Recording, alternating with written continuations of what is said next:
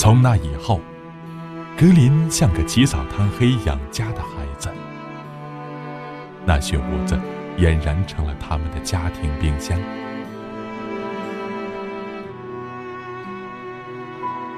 唯一往里面埋饼干，格林往里面埋肉。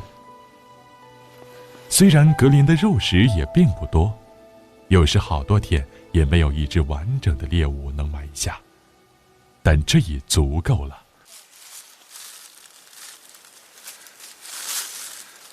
全动头行了。煮汤可能还行。煮汤应该可能很好吃，甜甜的。碰不来菜。唯一会把猎物剁碎，拌上金糠面，煮成一大锅，让一家三口都能混个饱。格林每次都会把剩余的猎物皮骨和内脏都舔吃干净，有吃不完的立刻雪藏起来，从不浪费。过上了这样的生活，才感受到狼性生命对食物最质朴真实的珍惜。他们从内心里感激每一餐来之不易的食物，干干净净吃完，就是最好的感恩。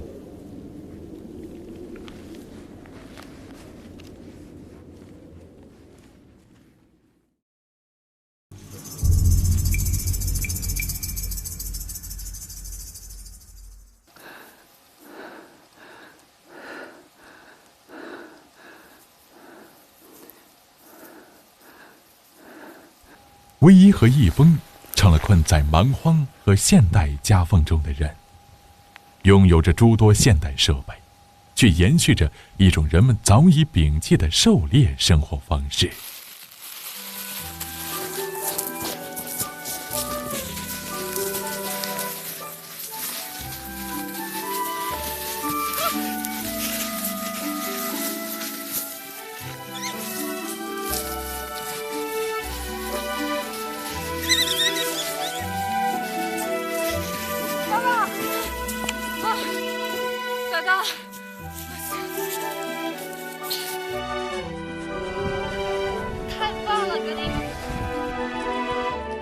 让他先吃。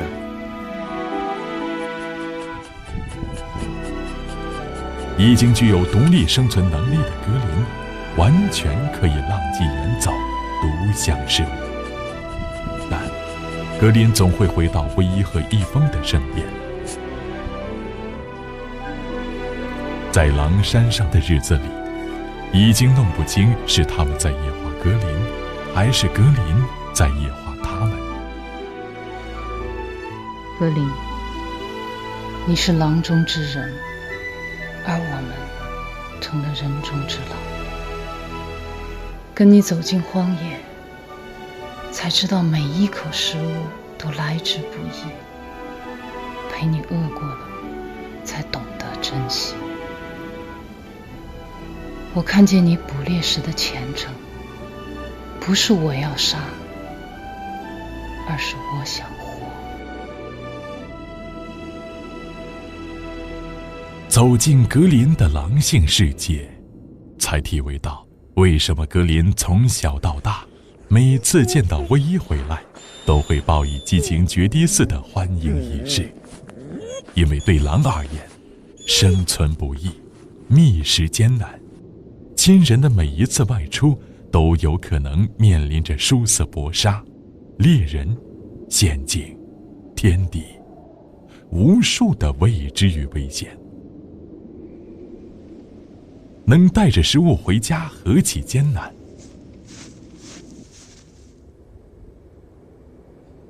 狼的每一次别离，都承载了对彼此深重的牵挂与担忧。这一去，可能是生离死别；再见面，必定是劫后余生。怎能不为每次重逢而悲喜交集、感激涕零？此后，每当格林出猎归来，唯一和易峰也会用最激烈热情的拥抱迎接格林的凯旋。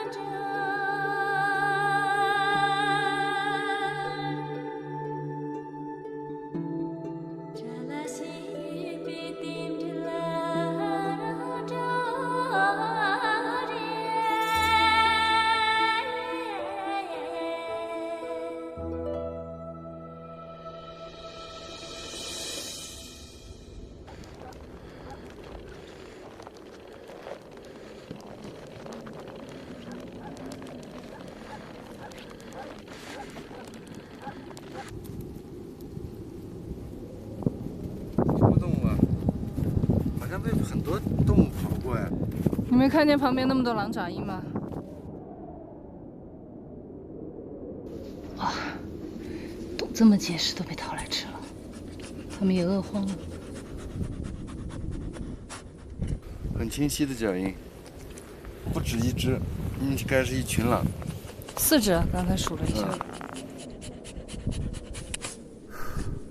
老天保佑，狼群终于又回来了。哎，他们已经开始集结了。终于集结了。他们没走远，就在山上躲着。这么多狼必须下来喝水的，这是格林最后的机会。那明天起，咱就沿着水源地找吧。你回去吃点药吧。没事。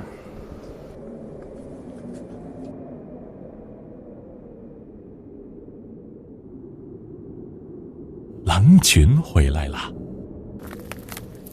苦等了几个月，终于等到了狼群集结，这也是格林重返狼群的最佳时机。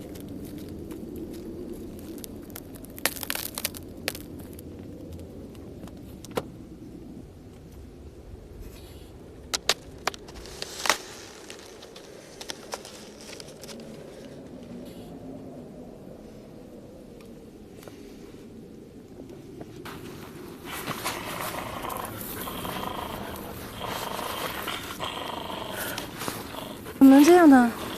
啊！我生气了，格林。走开！走开了！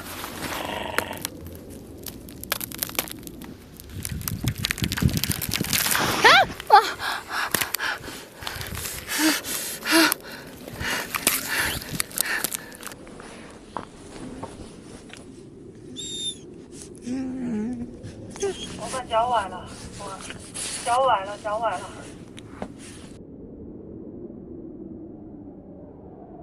方位，看不见你啊！滨河上游，2点钟方向找到没？看见你了，看见了。严重不严重？严重不严重？有点肿了，可能那个冰把那个脚踝子骨那个地方可能割伤了，很疼。还能走不？不行，肿得厉害，疼得不得了。这怎么整啊？能找到根棍子都行，拐着走，还能走回来吧？你等一下，我赶过来。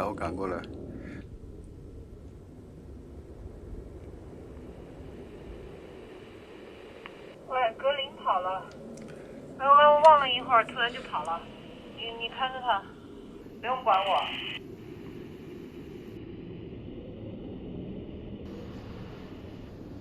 你把看紧点，看紧点，山那头有牧民，我怕出事儿，我怕出事儿。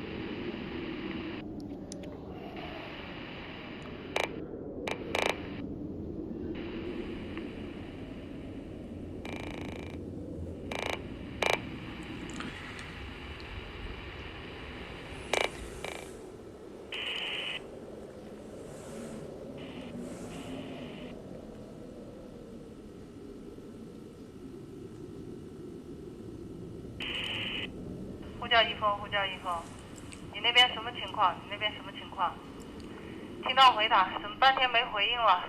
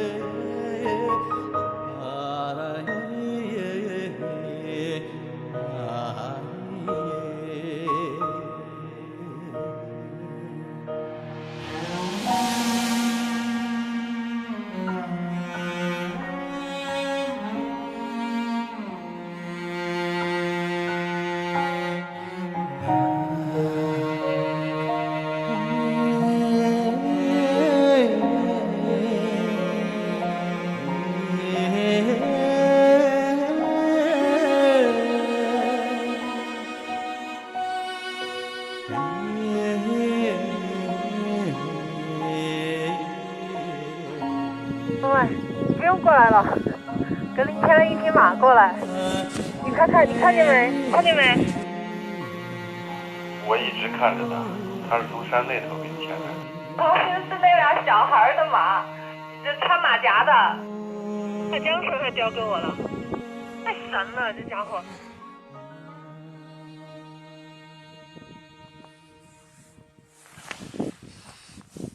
他在给你帮忙啊，好像。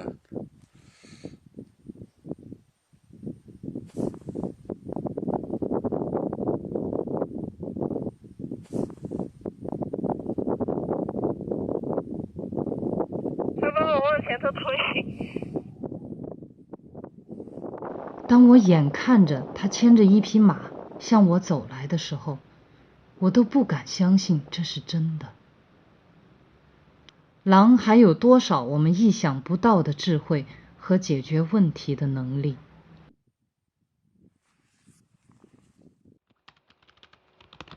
格林，如果我们终将分离，我多希望时间能慢一点，再慢一点，就这样陪着你一路走下去。我想为你写一部真正的只属于你的格林童话。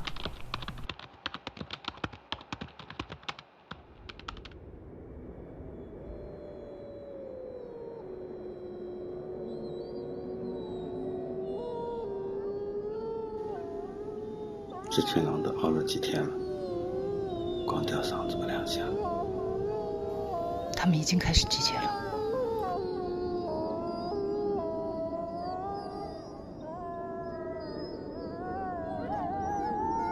我想知道有多少狼。明天早上一早起来，到那批山上去看一下。好。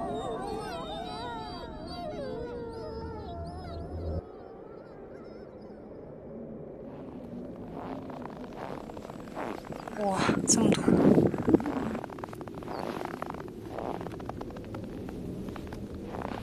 那你说准了，狼真的在这季节。里面还有兔爪，嗯，追兔子嘛，在。哇，快看！很新鲜的爪印，刚过去不久啊。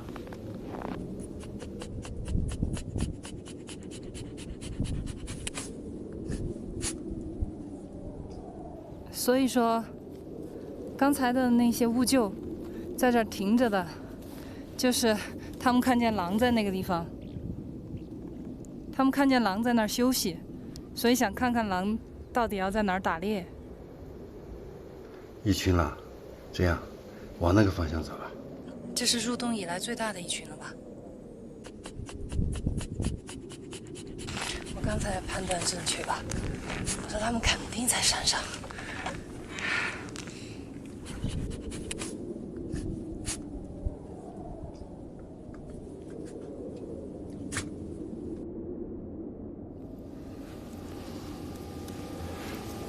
半山坡，在那儿，你看到没有？看到没有？哎呀，好多啊！快看狼群呢！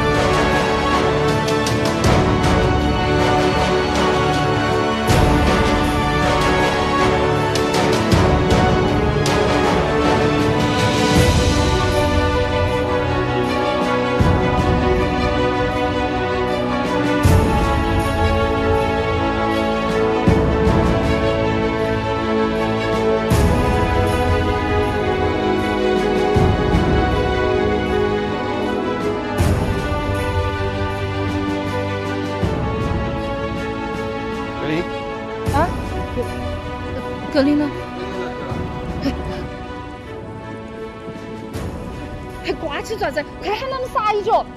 格林，快叫你的同伴，快叫你的同伴，快叫！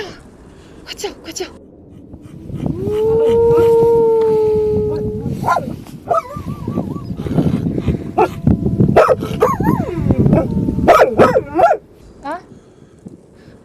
不是狗叫，是狼嚎啊！格林，你不是跟我开玩笑吧？要狼嚎不是狗叫，狼嚎啊！天哪！别着急，他也紧张。狼群要走了。一起喊。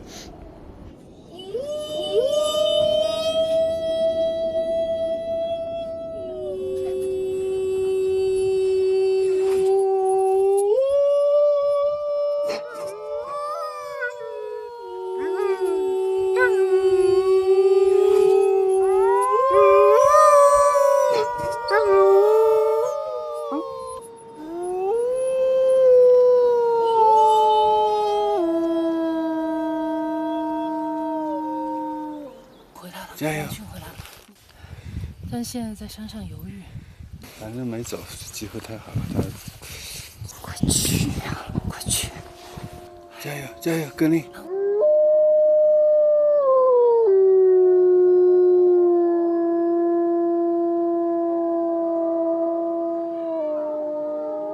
有回答。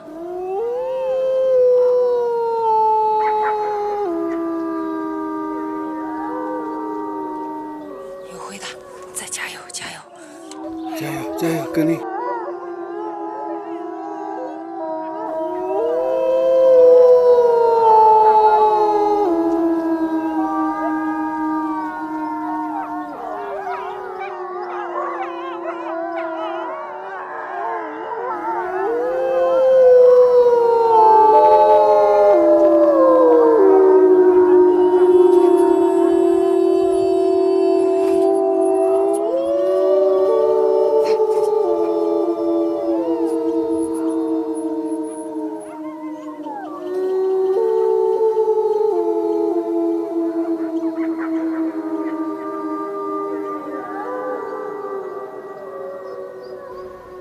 是时候了。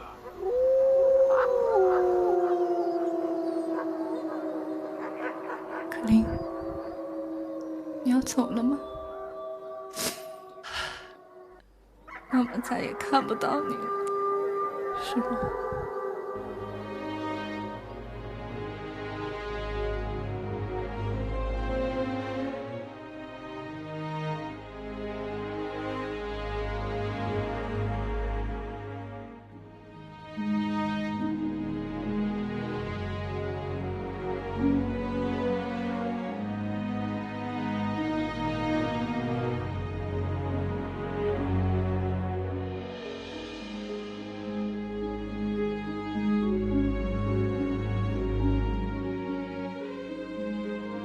走吧，勇敢的，妈妈看着你走，走啊，走，走。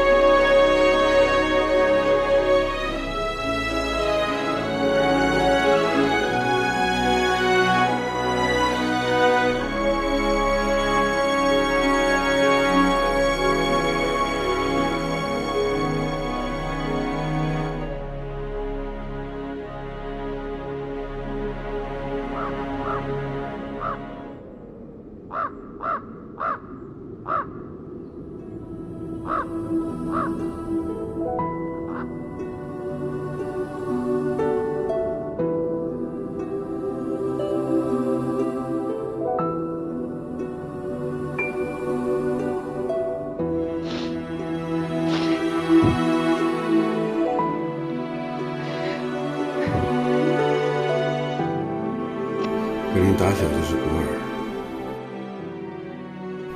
枉费了好大劲，不就是盼着这一天吗？不哭了，不哭了啊！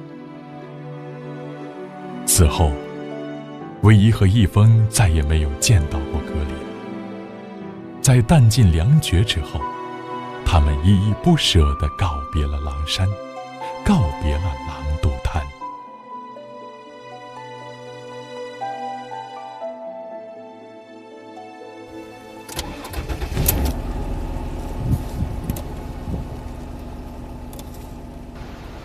你看这儿，好干净的草原，恐怕看一眼就少一眼了。走吧，不知道咱们车子油够不够，但也开不出去啊。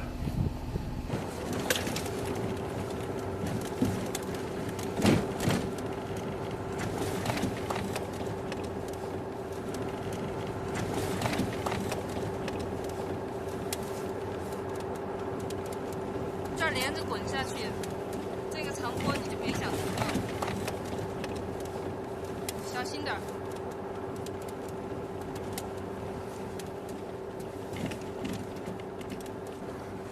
可以多打一点哈。好，开始滑了。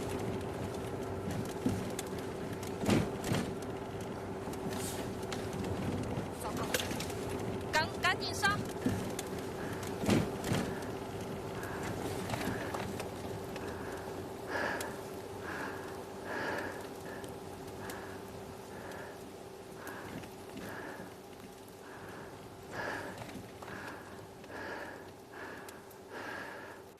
你很棒，但是不能再有下一次了，太危险了，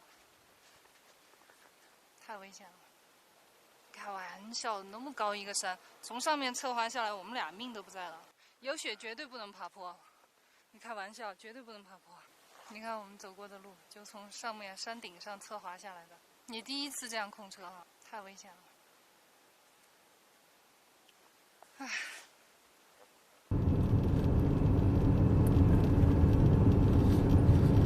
这一次他回去有10多天了，狼群肯定接手了，你就别担心了，放心吧。我不担心狼群，我还是担心格林，他不怕人啊。人不会再伤害他了吧？他有活佛庇佑呢。那只对有信仰的人管用。马上就进县城了。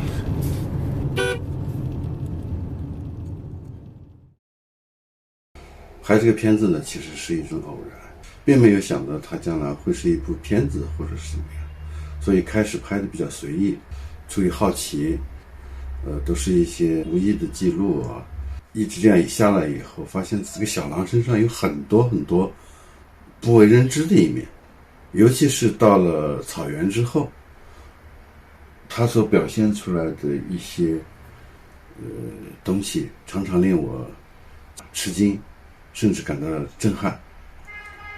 再后来就是我们在狼山最为艰难的时候，其实是格林在用捕猎在养活我们，否则的话我们坚持不下来。的确那个时候是非常艰苦，你根本不可能忍心把它丢下你自己回去。那么就在这样的情况下，我们建立了深厚的感情，更加坚定了我们陪着他坚守下去，直到找着狼群这样一个信念。我发现啊，狼这个物种它发现问题和解决问题的能力大大超出了我们人类普遍对狼的这种认知。其实等你走到狼的世界里面，你才知道这个物种是多么的可贵，多么的智慧，多么的高情商。唯一受伤之后，格林给他牵马回来这一段，哎呀，我当时感觉到非常非常的震惊。我当时的第一反应就是说，去搀扶唯一回来或者背他回来。而这个小家伙呢，他想到的是利用第三方的力量，牵了一匹马来解决这个问题。所以这一点，我当时是自叹不如。更奇怪的是，这匹马还竟然能让他牵。狼和马之间是怎么沟通的？不知道，我们都不知道。所以人类对动物的了解还是太少太少。大家都知道，自然类的影片呢是很难拍的，尤其是拍摄野生动物。那么公认的难拍的动物，其一就是雪豹，还有一种那就是我们拍的狼。草原上的野生动物是非常怕人的，狼尤其怕人，因为他知道跟人的遭遇多半没好事儿。在我们在狼山驻扎的那一段时间，其实他们一直就在跟我们相互之间相互在了解，相互在试探。他们对这个小格林肯定是舍不下的。经常我们能够看见那小格林跟我一块在唱歌的时候，就会有狼挺安静的就在对面就看。但是我就是拍不到，因为距离比较远，你必须要架设长焦，长焦必须要使用三脚架。等你准备好这些工作，架好机器，准备对焦的时候，它嗖的一下早都没影子了，不知道跑哪去了，所以很难拍得到。那么我们后来就想到一个办法，就是你收购了牧民的一些死亡的牛啊、羊啊之类的，投到狼的领地里面去，相当于跟他搞好关系吧。狼的嗅觉很灵敏，它一闻哦是我们的味道，因为我们在狼的领地里面很久了。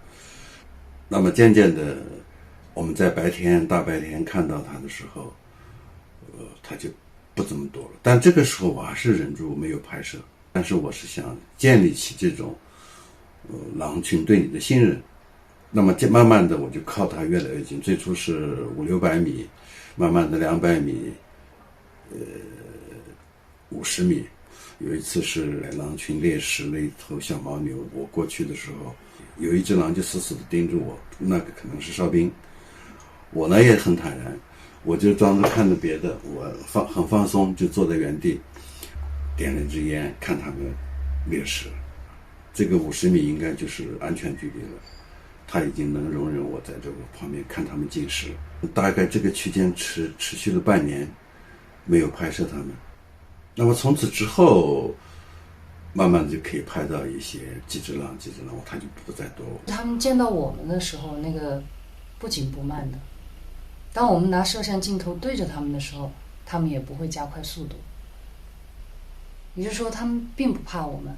尤其是到后来冬季，狼群集结的时候，狼群一直的排着队在你面前经过的时候，我那时候大胆的架起摄像机，他们不再躲闪了。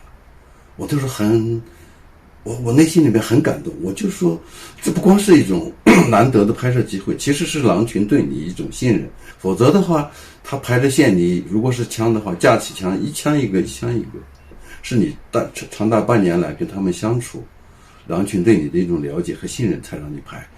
所以当时我拍的时候，心里面是非常的感动，非常的感慨，所以也拍下了狼群集结的这些画面。再就是格林回归的时候，其实那天大早上，狼群就在嚎叫，开始集结。上午一直持续到黄昏那个时候，你看他回归的时候大概有黄昏了，但是我就很想拍到他入群回归的这个画面。这时候天也黑了，光线也不好了，你不可能有什么照明设备，只能用自然光。所以我就那个时候我很着急啊，那个抱着摄像机，又是长镜头，终于找到一个，在他回归的那一瞬间，我架好了机器，选了一个能够又看见天光，这种剪影效果是最好的，哪怕就是短短那么几秒钟，我抓到了这个镜头。不容易，我就是很怕错过，因为这个他入群狼群他回归的这些画面，而且我觉得狼群很配合，是上天也是一种保佑，拍到了他完整回归的过程，而且他到狼群里面回望的唯一在这面山上跟他像是一种告别。格林最忘不了就是他那个眼神了。小时候他那个眼神啊，我形容他就像蓝天下的一颗露珠，清澈透明，里面什么事儿都没有，你一眼看得穿。今儿就想那个肉骨头了，没别的事儿。然后到后来越来越多、越来越复杂的感情在那个眼睛里面。到后来，我送他回狼群的时候，我捧着他的脸，我说：“格林，你要走了吗？”他的那双眼睛就一直看着我。那个时候看到他的眼神就很复杂了，既留恋、舍不得，然后呢，又很向往自由。他又看我，然后又看看他的同伴，他不知道该何去何从。然后我就看见他那个眼睛里面突然就涌出一层泪。无论人们以前怎么评价这个狼，忘恩负义也好，或者是什么形容词也好，我只相信我看到的，我只看到我眼里的这个狼，他的眼里面渗出了泪水，因为他要离开自己的亲人了。那么格林回归了，按道理他的故事应该就是讲完了。但是后来又发生了什么事呢？我们还能再次见到格林吗？请看大结局，再见格林。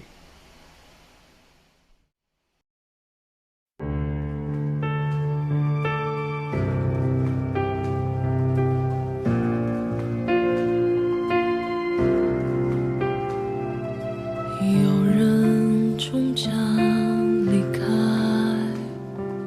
雪花终将覆盖，遇见的那刻也是分离的开始，日暮会迎来散场，昙花会终将绽放，盛开那刻是消失的开始，遗憾堆砌成莫忘。担心咱们油不够。你看那是个啥？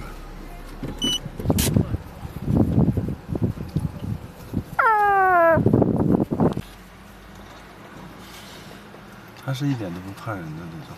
嗯，那当然，他享有特权的，他戴了领巾的，扎你的耳朵，来嘛。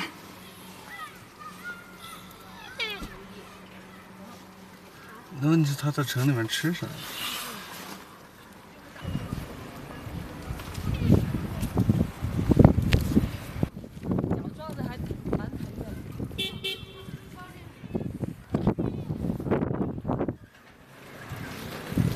脾气不小啊！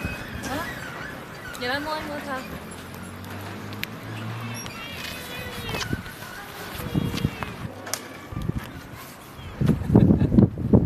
再来。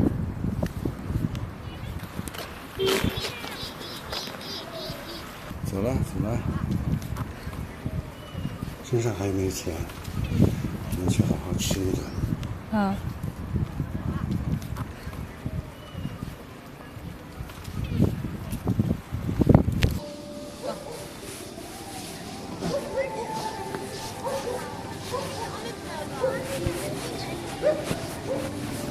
一峰，你看这。老板在。我就看到你门口写的那个狼牙，你们在买狼牙啊？要几个来？要几个？那我看下你那个是不是真的狼牙？有大的也有小的。哦，这还真有。你这儿有多少个狼牙？没说这个，没说。有没有可能是狗牙呢？不是狗牙。是我亲自从狼的牙子要不要嘛？拔出来要的话倒出来。确定不是狗牙？狗牙的话，假一赔10。啥牙？小牙嘛？狼牙。狼牙？真的假的哦？真的。你不懂货的人都晓得那个是狼牙吗？是狗牙，大小一比就晓得，狗没得那么大的牙晓得。是带的肉还是什么？举那么这个大的，大的不好找，小的是就好找。小的是小狼。小的多少钱？有大小，大的有大的价格，小的有小的价格，晓得吗？大小是价格。因为这些都大的，看到吗？狗咋会有那么大的牙齿？这种皮子是啥皮？狐狸皮啊？狐狸皮那个是，这狐狸皮是野生的76、75。自己养的要皮子要好看的多，他们是在加工，这个是一点工都没加。有点短。狼皮了有没狼皮，你要选不选嘛？有？一个下来看一下嘛。能不能取下来？取下来看一下，行。取一下行，省点水。加在这了。这个外头是买不到。这个为什么卖到外头买？野生的嘛，外头人家肯定不让你买。那这个野生的你们怎么拿到的？打来的？这儿到处都可以打的。滨江那儿打的？哪里都可以打的。太多了，这太多了，太多了。还有其他人在卖？这件袍子都是你们的剩料拼成的。毛色看好不好？是什么部位？这儿。狼头皮啊。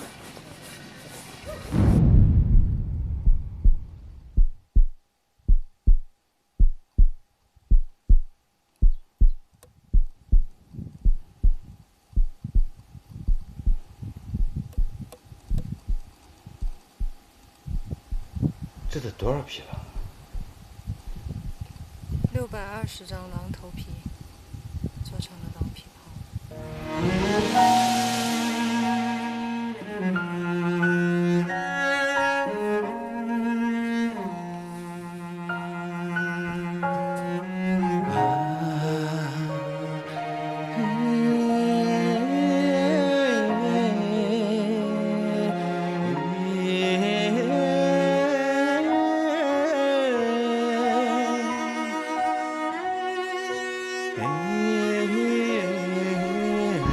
一双狼眼再也不会睁开了。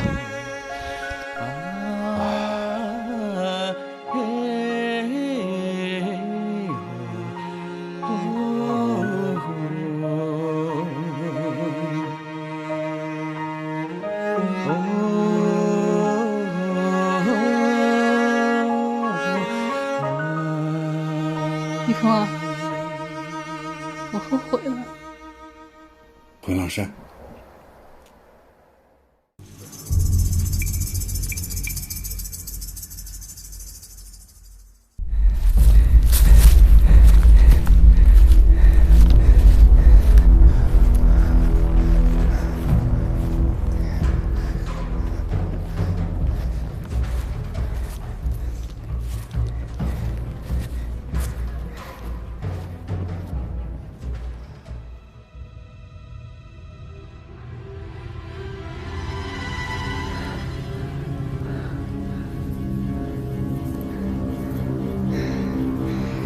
被拔了，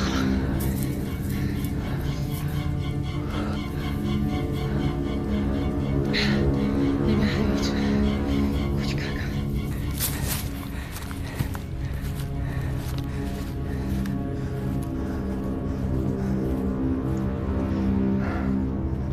连狗都遭殃了。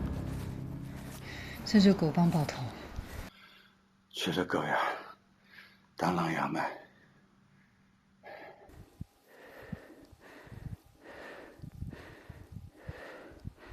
从前一直以为，只要格林回到狼群，他就能自由自在地生存。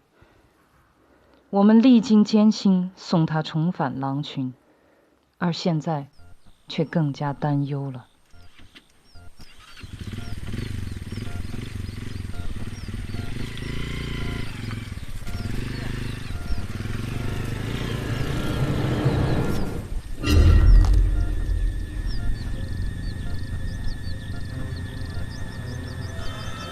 你们到这儿来干什么？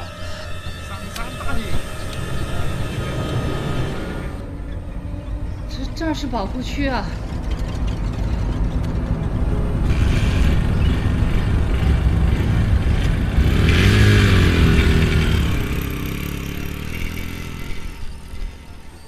这两个是盗猎加打劫的话。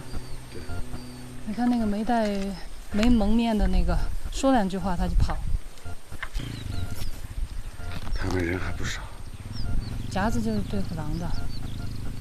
先回去认一认这个人是不是这个牧场的再说。如果不是这个牧场的话，让这个牧场的主人提高警惕。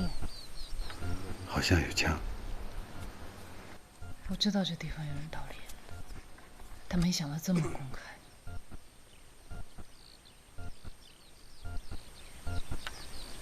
赶紧走吧，我感觉他们等会儿要回来的。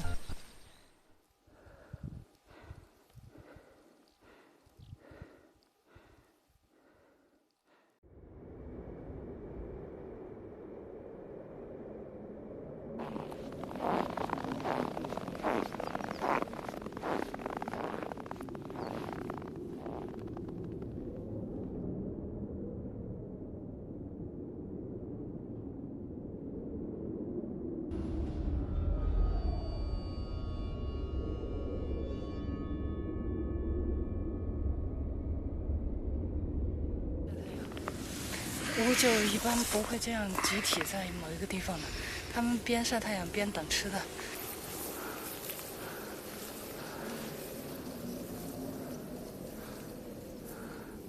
我们方向是对了的，我们现在说话小声一点，可能附近就有了。那个往上爬的也是乌鹫吗？现在有多少只？1、2、3、4、5，6只，6只乌鹫，可以是一个大餐。看他们往哪个方向跑，往哪儿飞？往山背后，全是乌鹫。那乌鹫在那儿聚集，绝对有东西。好大的乌鹫。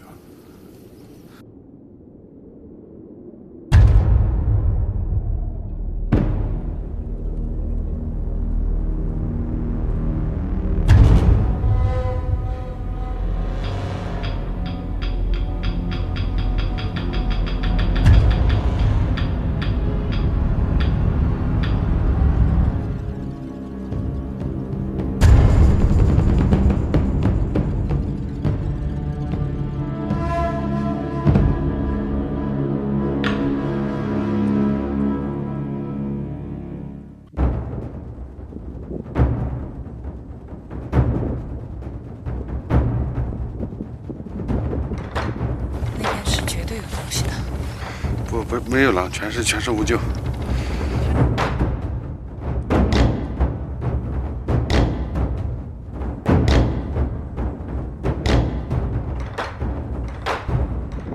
我想带 DV 过去。我觉得你去会不会反而惊扰了？好吧，你去，你注意安全啊。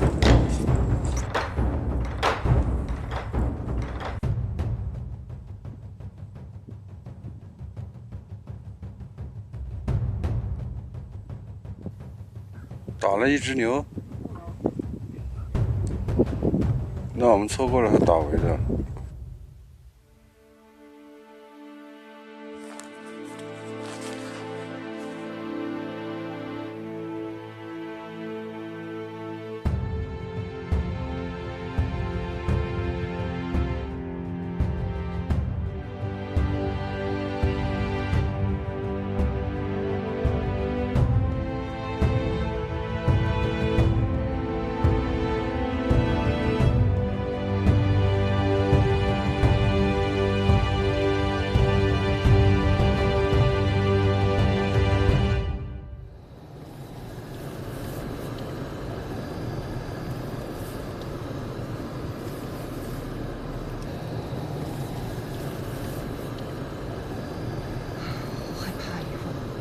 格林到底在哪儿啊？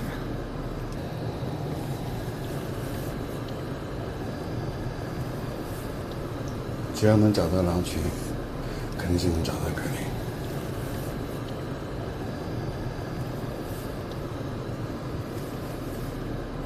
停！我们停下。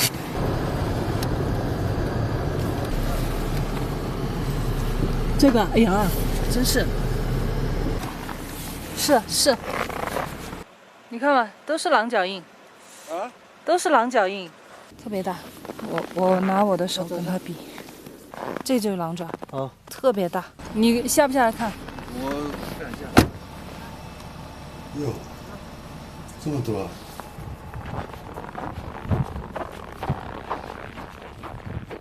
他们往哪个方向去了？是跟着我们车在跑吗？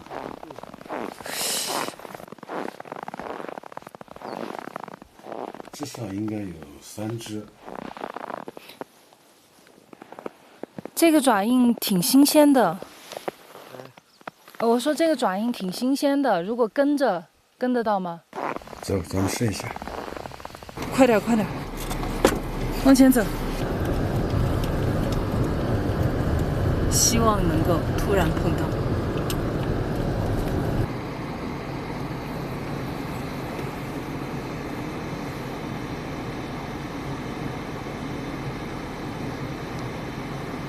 这，哎呀，在哪儿？快哪儿？往前开。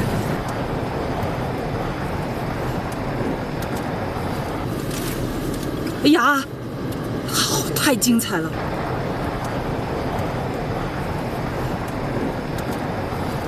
鸭口3只，停下，我们停下。跟住。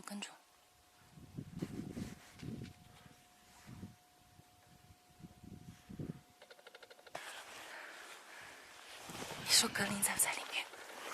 他没跑，再往这边看。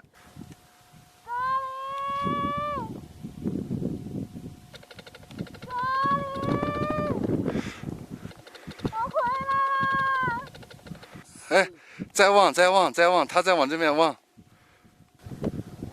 我能看到他们了。那有一只明显的是在往这边回头。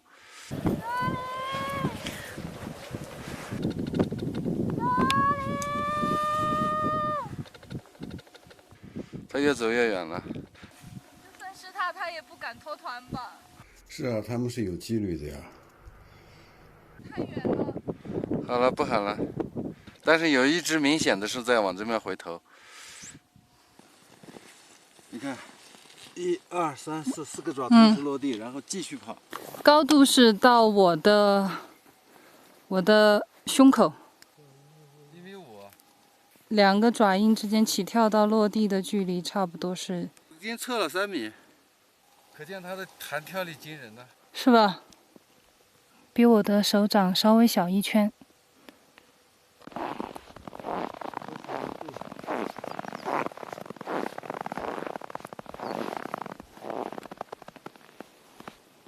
他们往哪个方向去了？走上山去看看。从这儿钻过围栏，这样往那方向走。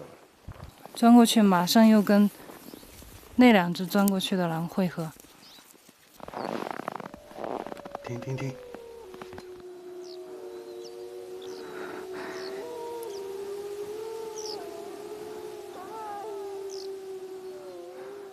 狼好。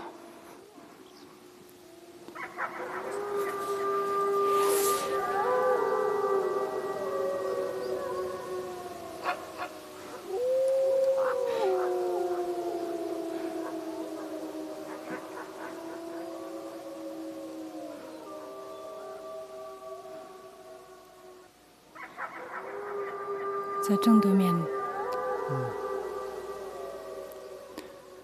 停了。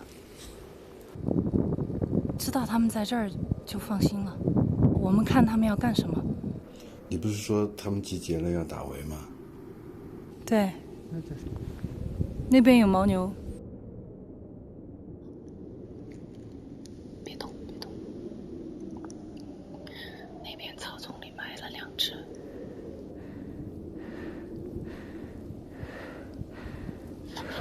那边还有。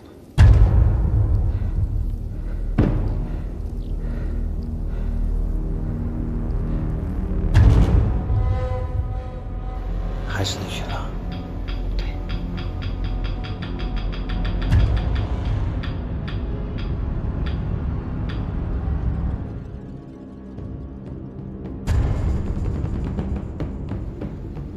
我看见格林了，就在里面。在哪？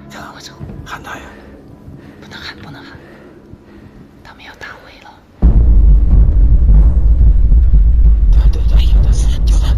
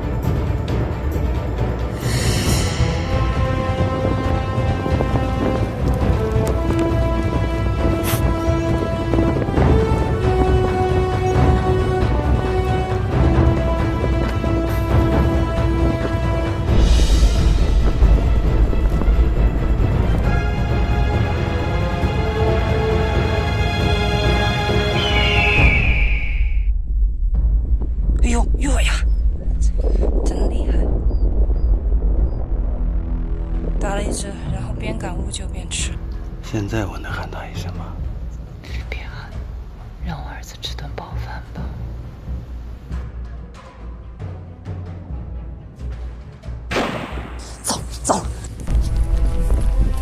格林，格林，快跑！快跑！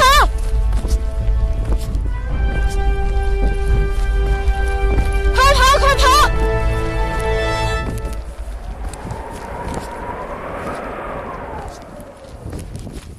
不要看了，不要看了，快跑！跑！格林跑！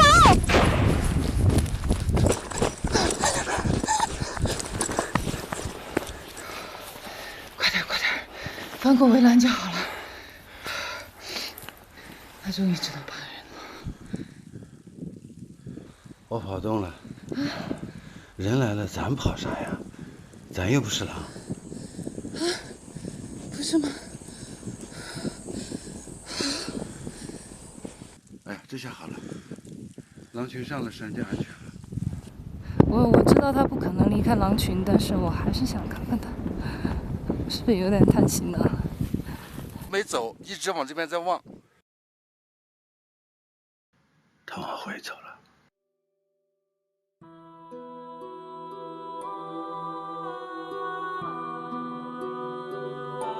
他在等你。你快去吧，狼群也在看着他。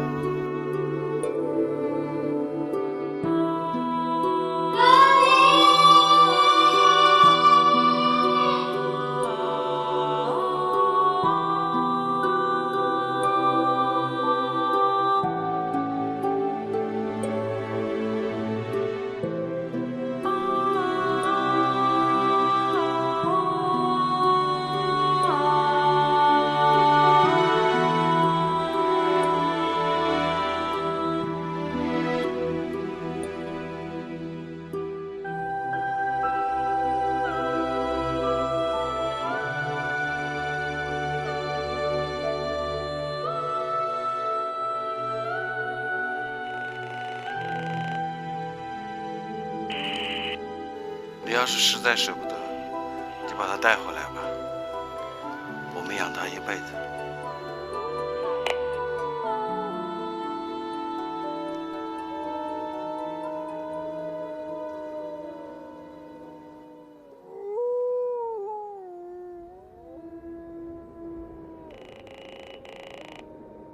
把它带回来，把它带回来，外面太危险了。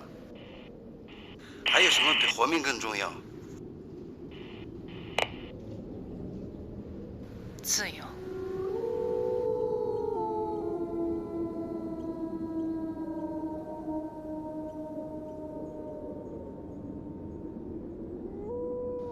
孩子，走吧，别回头，一定要活下去。记住，我们爱你。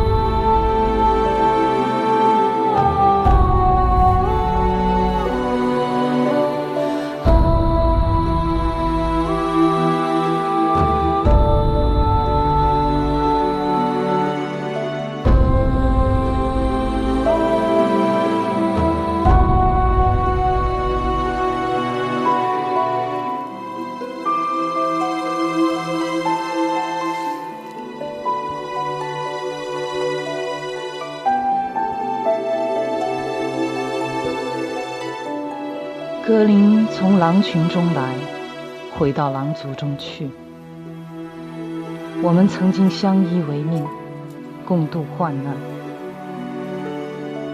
狼是不屑于被人豢养的。格林的命运与这片大草原相连，他要在本应属于狼的大草原有自由、有尊严地活着。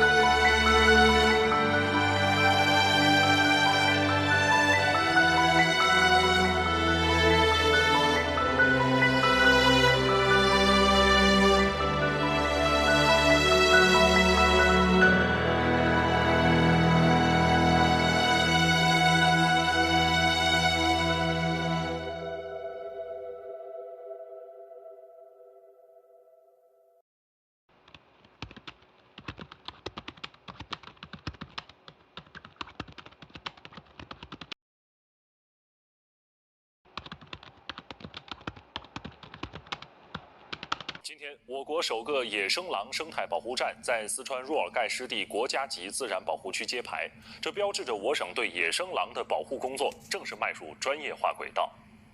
今天揭牌的若尔盖狼生态保护监测站是我省在保护野生狼领域的创新之举。昨天，我国首个野生狼生态保护站若尔盖狼生态保护监测站揭牌，这标志着四川省对野生狼的保护工作正式迈入专业化轨道。狼是具有重要生态、科学、社会价值的陆生野生动物，也是濒危种群之一。而该监测站之所以选址在若尔盖，是因为这里是四川狼的重要聚集区之一。昨天，我国首个野生狼生态保护站若尔盖狼生态保护监测站在四川若尔盖湿地国家级自然保护区揭牌，初步统计境内约有野生狼200只。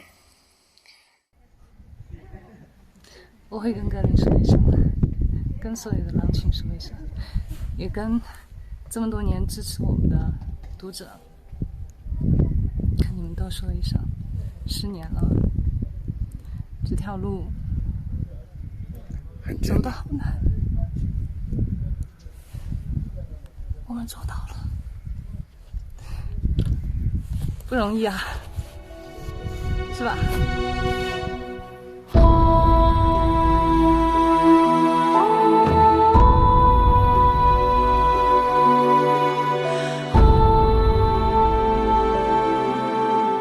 在这个世界上，每一个生命都是独自出生，独自死亡，但是我多么希望在你生命的一始一终都能与你相伴。你选择了荒野，野生狼的平均寿命只有8年。等你老了，我们还在这片草原。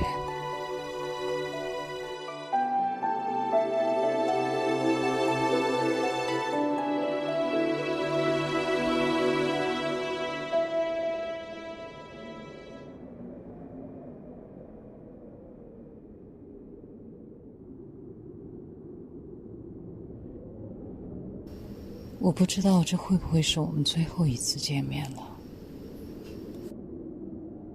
格林，你老了，我也老了。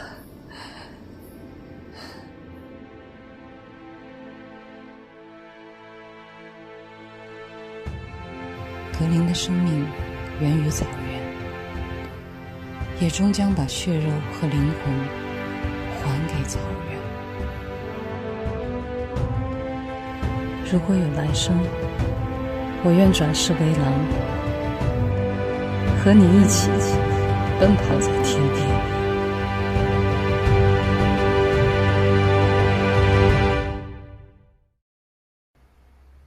那么格林回归以后的这些年，我们也不光关注格林，那么更多的其实是我们在关注整个狼群。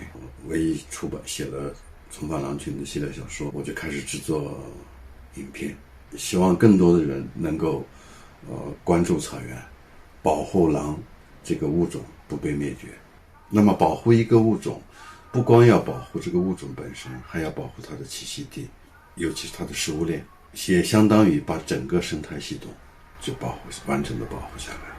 生态好了，狼群能活下去，格林也就活下去了。重返狼群电影上映之后，引起了还是比较大的反响。关注狼群、关注格林的读者、观众、网友越来越多，那么也引起了各地职能部门的这种关注。那10年前，当我们看到那个狼皮袍的时候，600多只狼的狼头皮，那个时候我们就说，现在整个草原上的狼都不足以做一件这样的袍子了。但是现在呢，狼群已经从濒危恢复到了200只。之前像10年前拍摄到的那个盗猎啊、野生动物贩卖这种情况，基本得到了遏制。当然，电影上映之后，我还是有很多遗憾，因为篇幅很有限，只有90分钟，还有大量的故事没有讲。2020年，格林正好10岁，我就想重新制作一个剧集版的《重返狼群》，以此来纪念格林重返狼群10周年。那么，其实，在制作过程当中，好像重新又回到了跟他当初一起生活、一起共患难、一起寻找狼群的那个艰难的岁月。但是重返狼群的故事终将成为过去，格林只是这片大草原上一个微小的生灵。如果一定要问起他现在怎么样了，那么在我们心目当中，这片草原上的每一匹狼都叫做格林。作为导演，我很想让格林的故事继续下去，因为随着格林的故事要制作结束了，我很舍不得跟格林分开。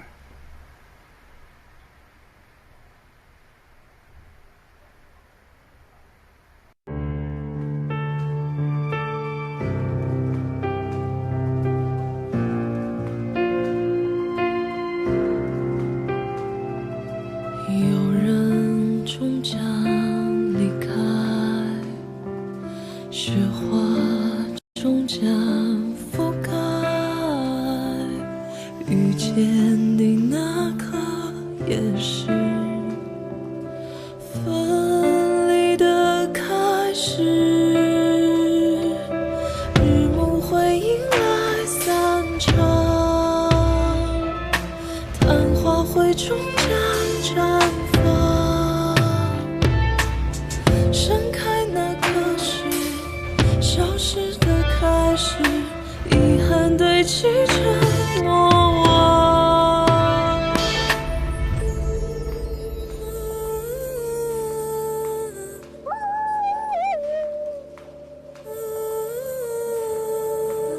你看到了没有吗？看到了。看到了啊，它全在那儿一团在睡觉。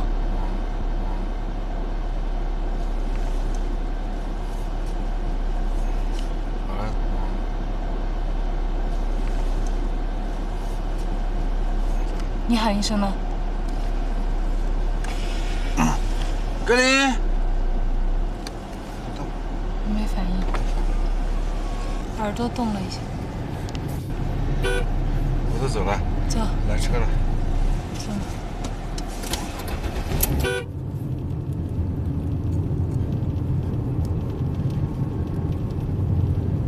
2013年2月8日，我们收到来自网友的消息，说格林被抓了，拴在县城边上在卖。我们连夜就赶回了若尔盖，但是深夜看不清楚，我们打算第二天再去看看。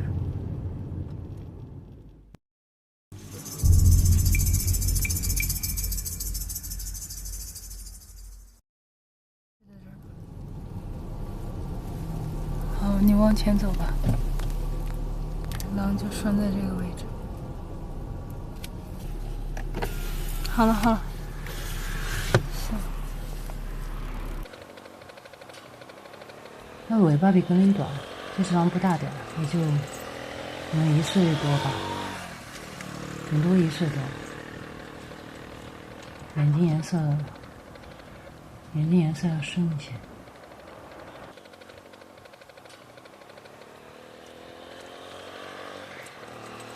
不壮，营养不良。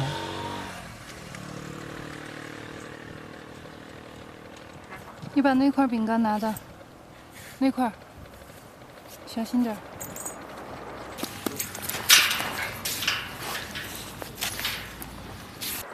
啊，有人出来。啊，买点啊，买点好啊，我身上带掉，带这个卖不卖嘛？卖给你们。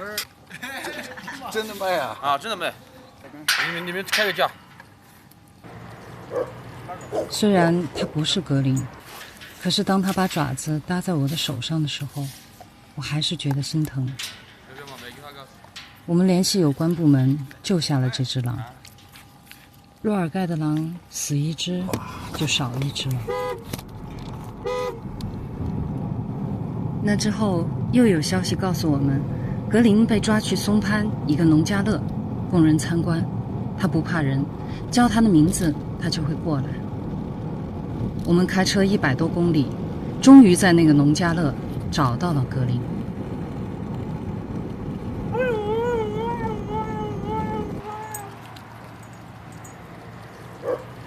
这只哈士奇叫做格林，是吸引游客的临时工。打扰了。我们的东奔西跑让扎西很欢乐。他说：“你们为什么老觉得他会被抓呢？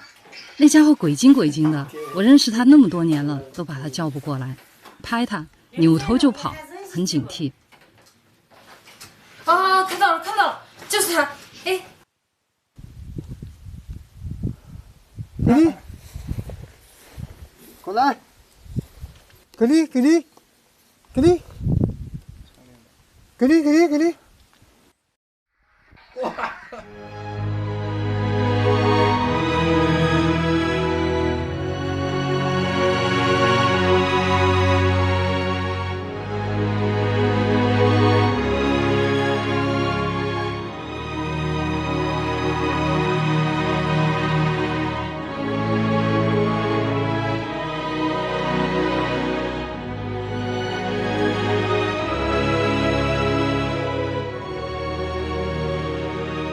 在格林回归的头1年，他时常去扎西牧场转一转，远远张望帐篷里有什么人。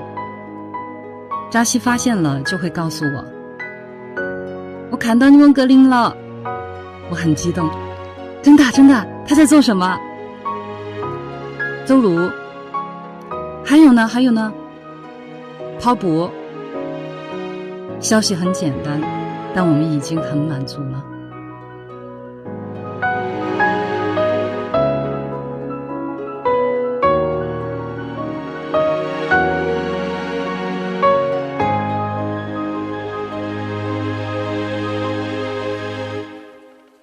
从2013年初，我们打算常驻草原，拍摄这儿的野生动物，守护消失中的狼群。我心里也想着，如果能够再见到格林，那该有多好。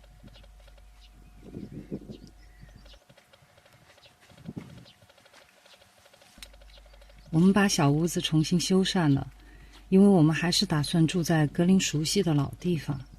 小屋又重新燃起了人烟。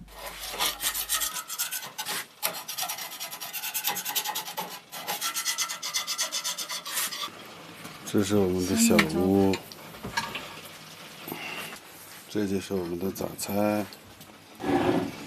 自从小房子修好以后的第一顿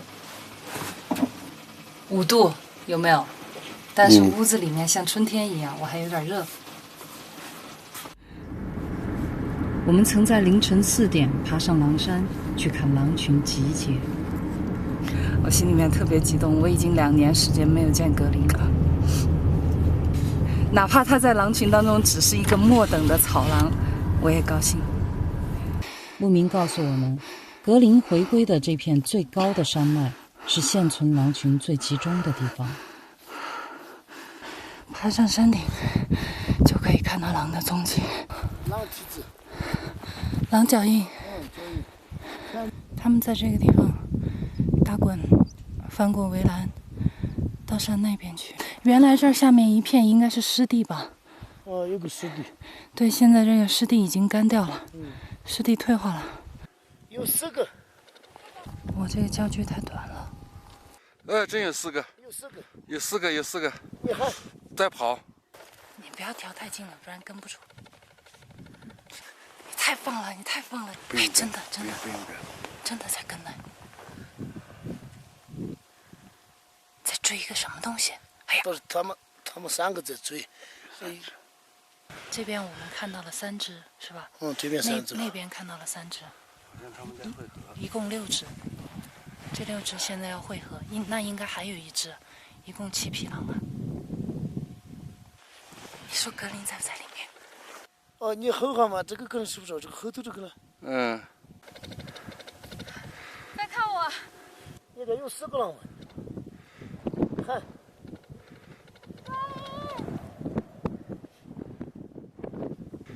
看。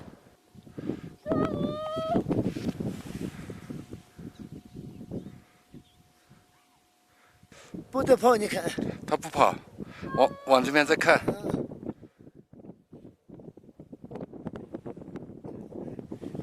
不哭，不哭，不哭，不哭。他就激动了。激动了。昨天晚上都听得很高兴。我能看到他们了。他们在那个看你坐起的去看你这里头。我看得到他们。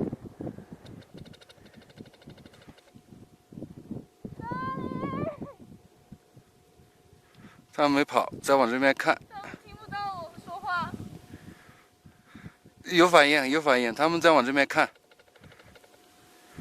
太远了。格林，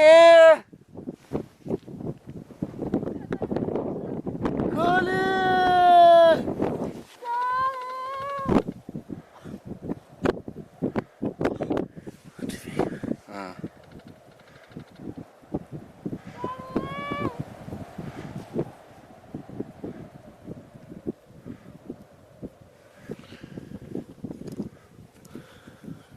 有一只一直在往这边望。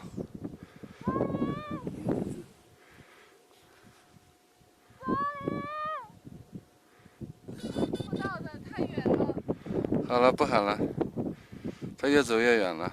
但是有一只明显的是在往这边回头。哎，太遗憾了，没有带长焦。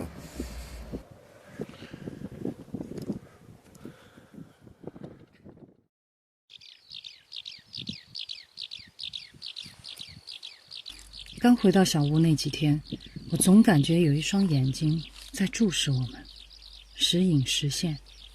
当我出屋去看的时候，它就消失了。一峰建议多印点寻狼启事贴到山里面，我觉得没有20年的脑血栓应该想不出这个办法的。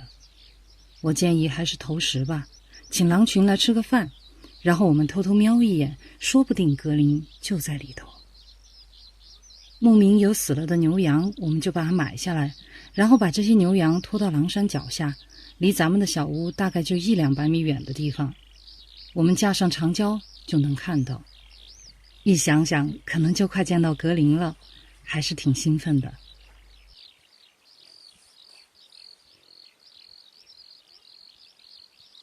我们看见天空中有盘旋的兀鹫，不敢下来。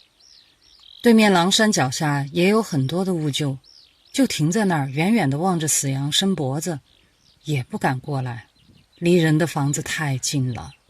中国的野生动物是最怕人的。我把羊又拖远了一点，拖到了大概500米之外。当人走开了以后，兀鹫一拥而上。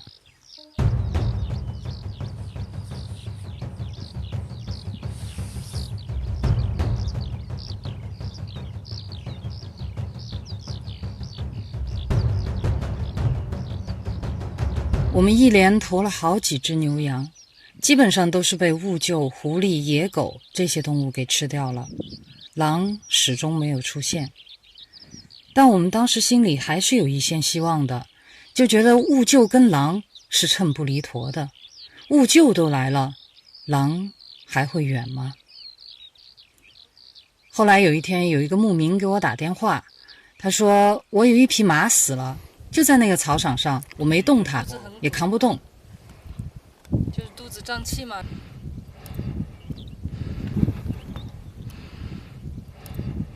一峰买下了这匹死马，当时我们想，也许羊是小菜，但是马绝对是大菜。我们在马尸体的旁边装了2台监控，而这个时候我们就用长焦远距离观察着。我们想，等狼来了，那个监控就能拍到了。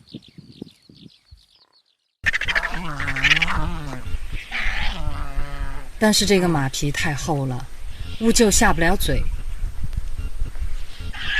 有的兀鹫就往后山飞过去。不多久，居然被他们招来了一个包打开。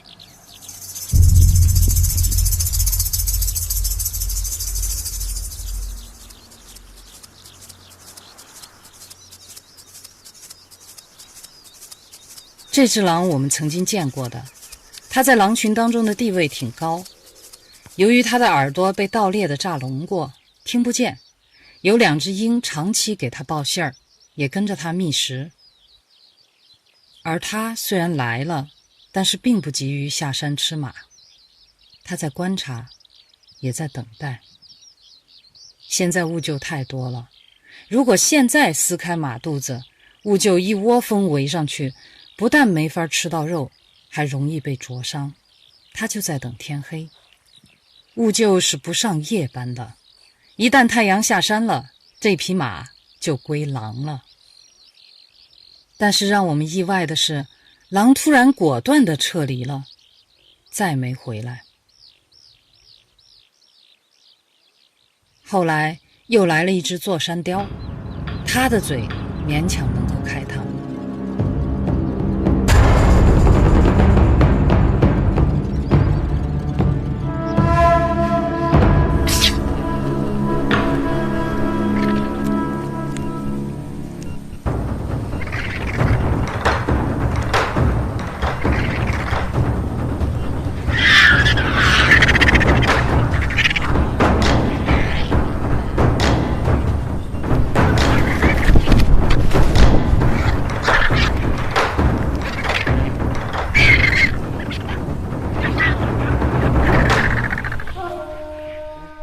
一匹马半个小时就被吃光了。这个狼为什么放弃了死马？我们回放视频分析，兀鹫在争抢当中碰到了我们的监控，应该是被狼发现了。人动过手脚的东西，狼就不吃。看来狼比人更注重食品安全问题。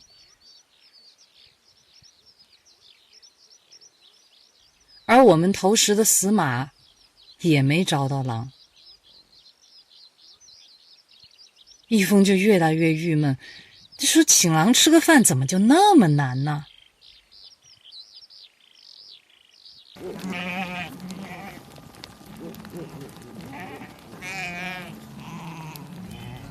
开圈，公羊跟公羊之间为了争夺配偶，他们会打，相互顶。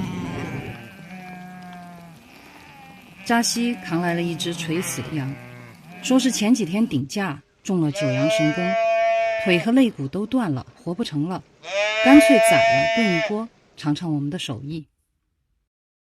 一峰，你会不会宰羊？我去。好，就你去。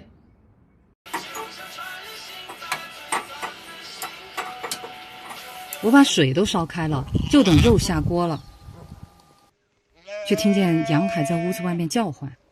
我出屋一看，一峰拿着碘酒绷带在替羊包扎。你在干嘛呢？你在包木乃伊啊？你这碘酒哪儿医的活吗？别让他遭罪了，赶紧，我那儿等着肉下锅呢，给他痛快点。手扒肉是吃不成了，扎西饿着肚子走了。好在当天下午羊主动去世了。我剥了羊皮，晾在小屋前20多米远的地方，炖了一大锅羊肉汤，开车去扎西家一起吃晚饭。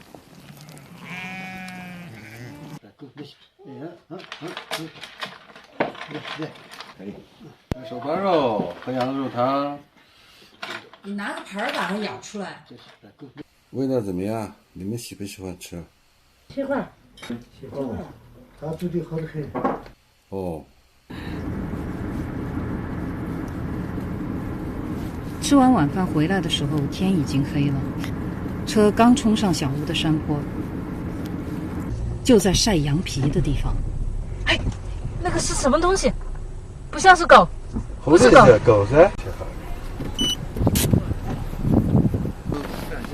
不是狗，狼。格林，格林，你做好心理准备啊！真的是大格林，我已经能看他影子了。我也能看见影子。别喊得太频繁了，万一不是呢？如果是那个的话，这样照他早跑了，他不怕。再喊，格林！他好像不再回头了。大概也就100米的样子吧，就这个位置消失的。他是在脱羊皮吗？刚才？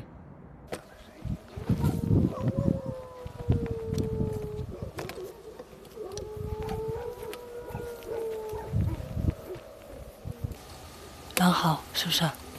有点像。掉头，请在适当位置掉头。你已经到家了，你想掉头去哪儿？心虚啊？我不敢下。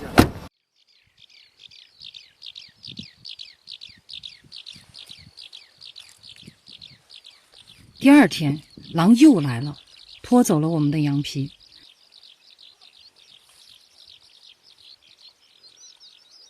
我跟狼匆忙打了个照面，它是只母狼。既然它不是格林，我也就没追了。我觉得挺搞笑的，我们投了那么多的死牛、死羊、死马，狼就不吃。这会儿扔了一个破羊皮，这主来了，狼也太不按套路出牌了。我回想起格林从小就喜欢用羊皮垫窝，这个母狼会不会是生小狼了，也拿来垫窝呢？于是我拜托牧民朋友们帮忙留意，最近是否发现了狼窝，或者是有新生的小狼。很快牧民就告诉我们，他们发现了一个狼窝。我记得那天我去狼窝附近装监控的时候，为了抄近道，2个人在草地上迷路了。天越来越黑，看不见脚底下，我掉进了沼泽里。就在淤泥已经没过腰部的时候，我踩到了一个比我更倒霉的牦牛，它已经先一步死在了沼泽里。我踩着它的头爬了出来，掉进沼泽里居然没死了。第二天又能看见太阳了，我命大，我嘚瑟。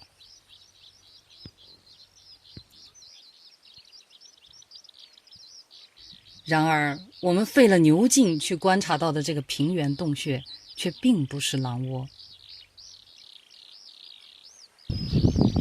应该就是那一窝的狐狸，小狐狸出窝了。正有点小失望的时候，牧民告诉我，有一只狼披着羊皮混入巴老头的牧场中，把一只羊给吃了。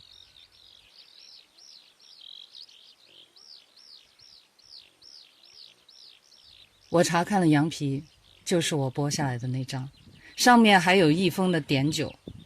终于知道这张羊皮的下落了。我一直以为披着羊皮的狼是民间调侃的形容，没想到还真有这么干的。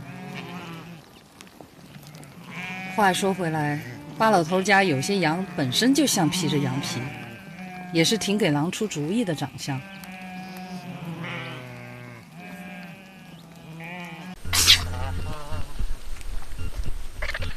我们投食了几个月，引来的只有秃鹫、狐狸和野狗。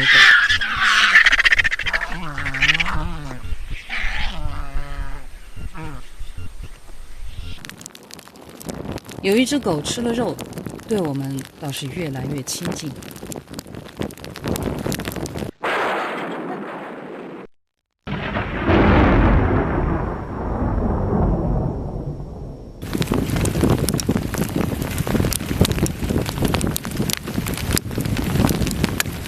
你一开门它就进来了，它会不会进来？开了门它会不会进来？躲到这儿来了，在这儿来了。哦，在这儿了，在这儿了。来躲冰雹的。嗯。谁家的狗啊？这个狗肯定是这你看，会不会躲到我车底下去？它可能就要躲到车底下。它想钻车，车底下有点矮，看它钻得进去吧。真钻不进去。那放它进来吧。走了。啊，它到车头那儿去了，那地方可以比一下。因为它是斜着打的嘛。嗯。它已经走开了。哎，没走开，还在。他在找，他肯定很生气。你干嘛买一个底盘那么低的车？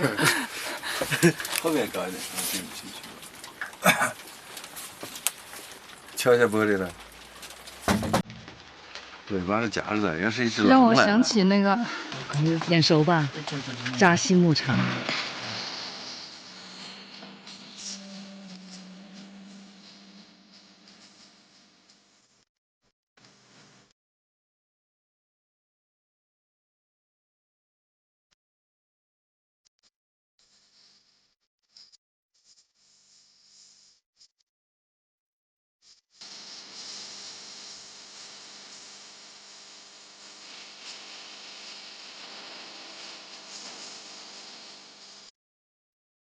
跳片儿了，格林小时候的玩伴，乔默。过来。他好像听不懂汉语。乔默 Castle。乔默。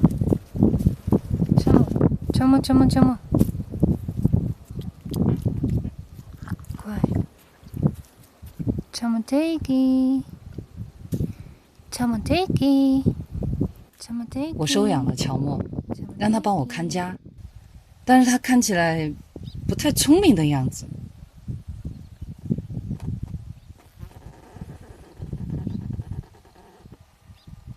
流浪狗都能活着，还能找到我们，那格林呢？格林在哪儿啊？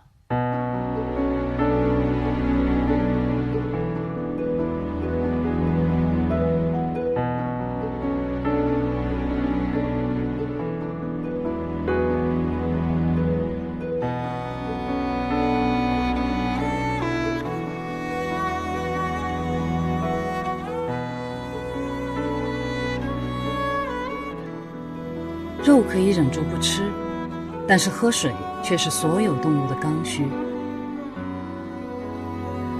我们决定转换策略，在狼山的水源地布控。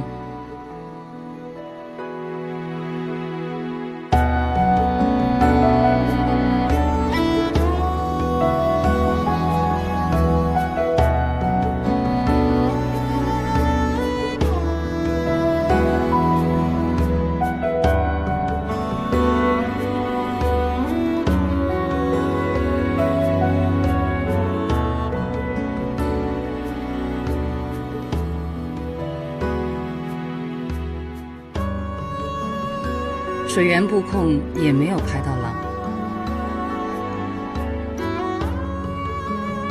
他们竟然在监控的盲区重新挖了一个水坑喝水。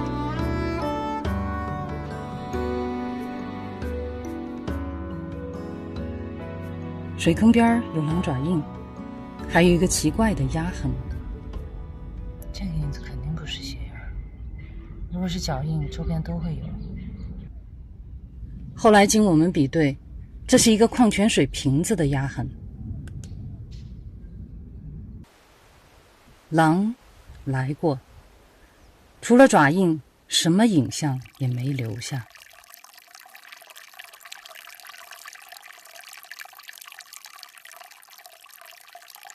我们曾在河边狼可能会捕鱼的地方，也发现了狼爪印。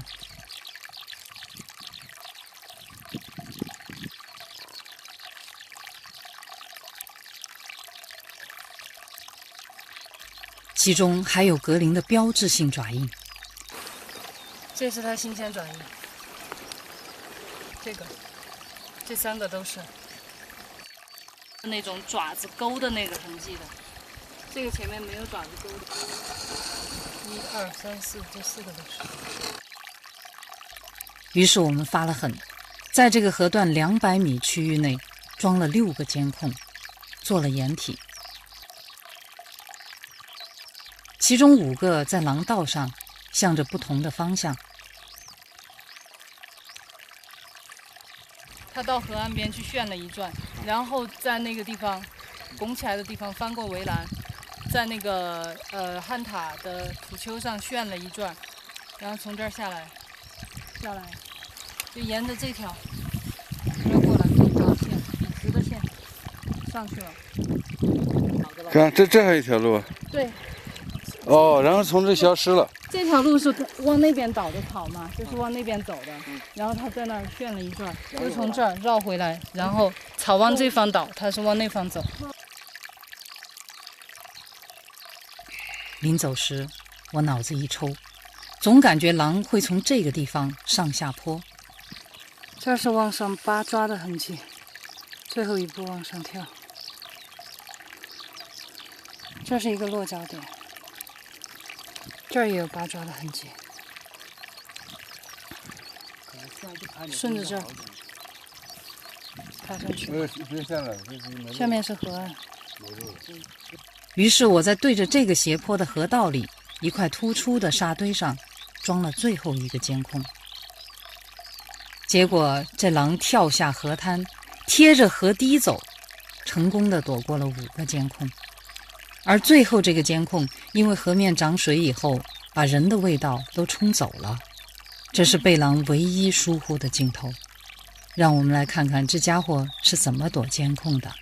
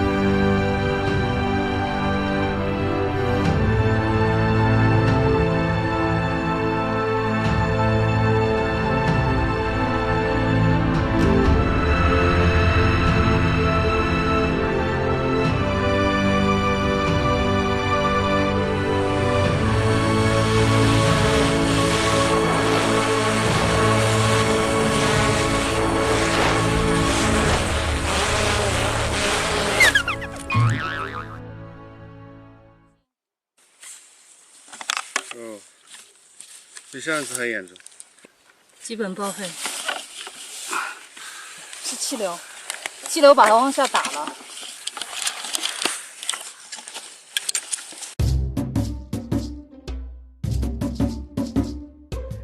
投石、水源布控、航拍，我们能想到的招式都用完了。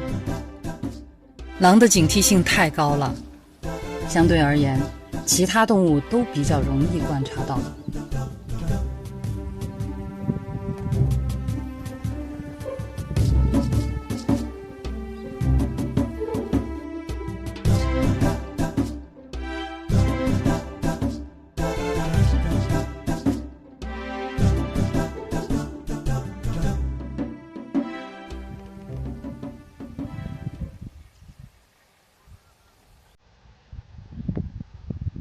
几个月来，各种偷窥方法都被狼秒杀了之后，我们消停下来了。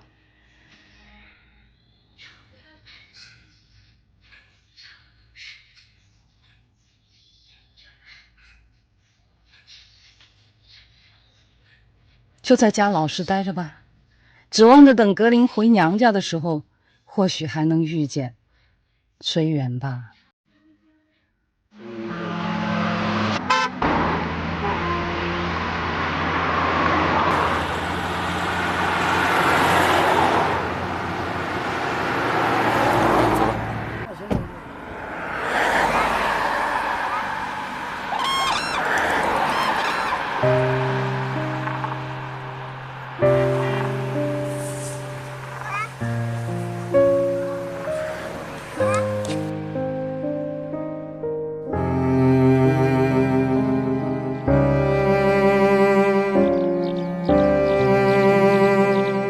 游记，草原上的人越来越多。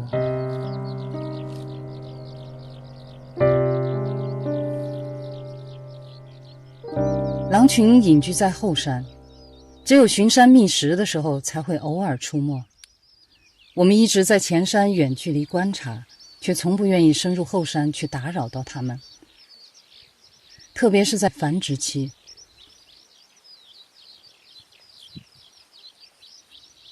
但是保护区的人员告诉我们一个消息，有盗猎的偷偷进山了，山里发现不少捕兽陷阱。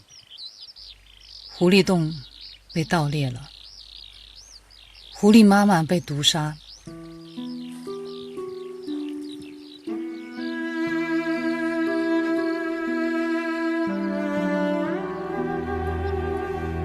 小狐狸被钢丝套勒死在洞外。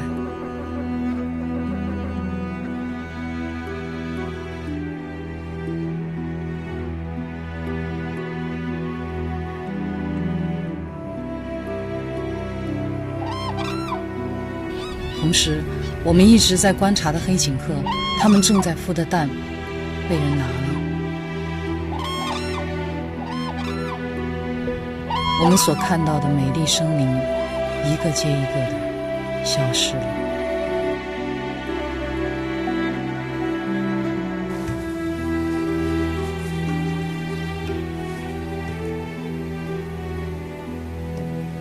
我坐不住了，巡山、拆捕兽夹，这是我们每天必做的事儿，包括后山。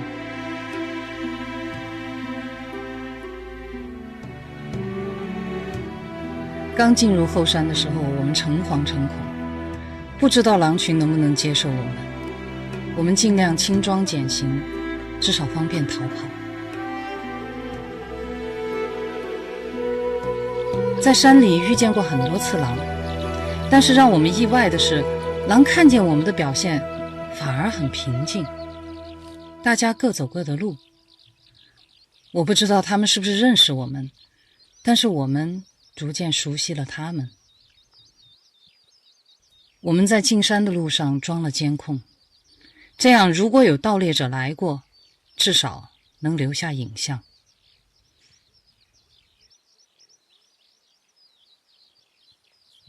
终于发现了正宗的狼洞。狼洞并不像通常人们想象的那么阴森可怕，虽然附近会有一些他们的生活垃圾，但并不影响它的好景。背山面水的地段，沙土的观景平台，高层视野，私家花园，翻身可见绿，出门可踏青。虽然不知道洞里面是套几，但知道它房间少，门多，不要钱。有小狼转移，旁边还有一个逃生洞。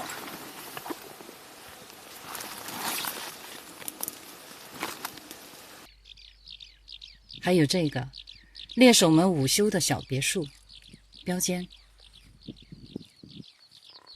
狼洞附近必定有清洁的水源，因为母狼在哺育幼崽的时候是不会远离洞穴的。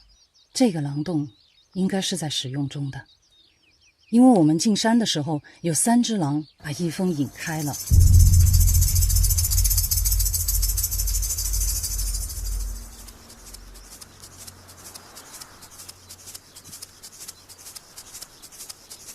我察觉异样，循着反方向去找，才发现了它。不知道格林会不会在这一带出没。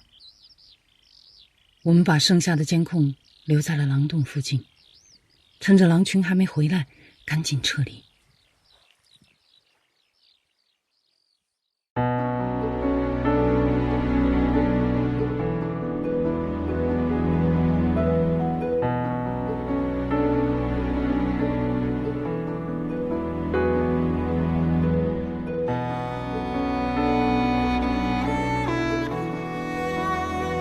10天了，我们提心吊胆，既盼望那洞里面有小狼，又担心盗猎的比我们动作快。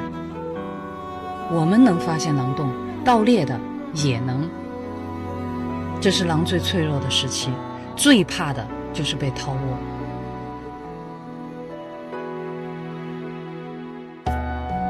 我们常说考古的干不过盗墓的，科研的干不过盗猎的，这些土贼总能找到机会，但究其根本，都源于人们的消费。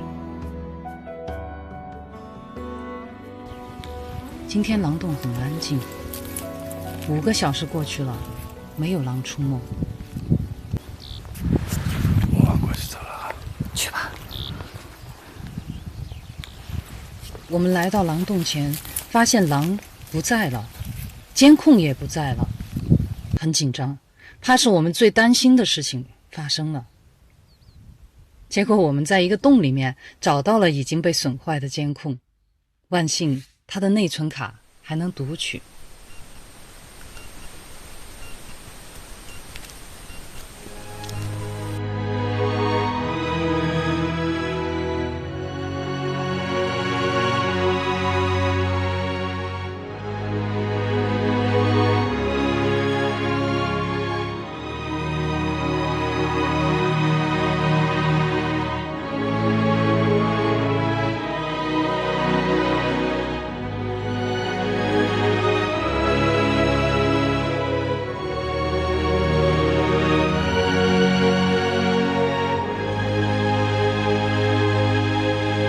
终于看到小狼了。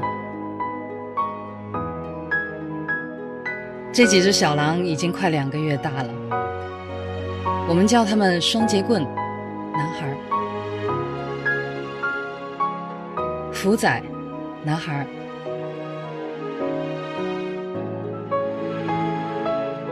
飞毛腿妹妹，还有一个最胆小的小不点儿在这儿，因为他一直躲在角落里，我看不清楚他的性别，直到后来我才知道他也是个小男孩。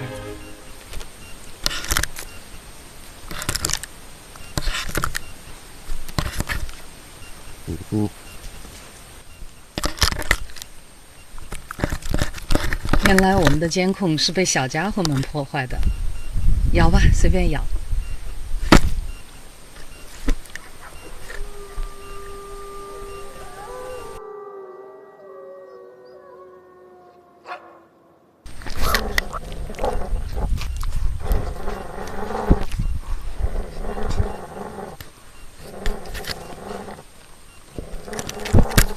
而母狼回家后则把它扔进了洞里，似乎它并不喜欢孩子们玩人类的东西。它带着小狼挪窝了。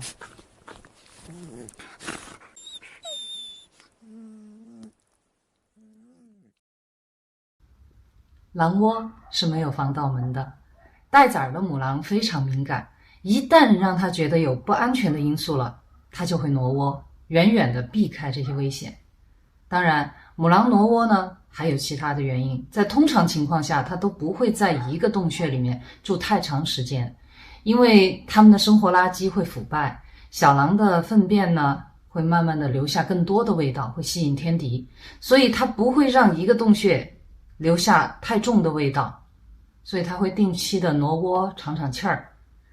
但是让我们费解的是，我们发现的新的狼窝居然在离我们的帐篷直线距离更近一点的山坡上。他是觉得灯下黑我们发现不了吗？还是觉得这2个人人畜无害呢？更让我们觉得稀奇的是，在老狼窝边留下的影像当中，玩累了的小狼居然用一个矿泉水瓶子在喝水，而这个瓶子是我们的。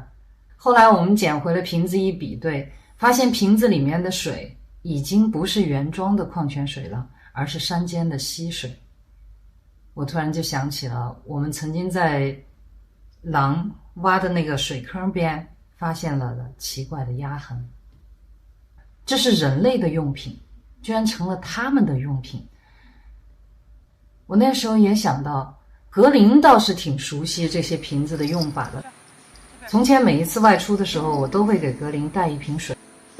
说到水瓶，我想起有一次我在扎西牧场在河边上洗手的时候，那个水瓶就不小心掉在河里面了。当时格林一看，赶紧跳下河去追，去捞那个水瓶。就那个时候乔默还在啊，哎，乔默一看格林都跳下去了，于是他也跳下去，他以为好玩，跳下水以后就把格林往水里面摁，结果后来格林呛了一肚子的水，气鼓鼓的上来了，水瓶也丢了。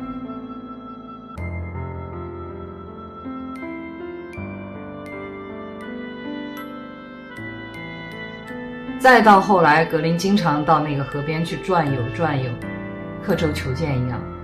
水瓶是捡不回来了，他找了一个替代品，管他呢，老妈能用就行。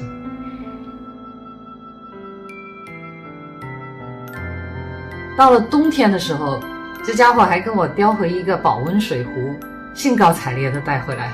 然后我一看他身上屁股上还贴着一个标签，上面写着绿色食品。啊，我说这家伙又跑到人类的垃圾堆那儿去找东西去了，远离人类。所以如果说叼水瓶喂小狼这个事儿是格林干的，我可能就不会觉得那么意外了。尽管辣妈并不喜欢人类的监控，但是这些监控还是起到了它的作用。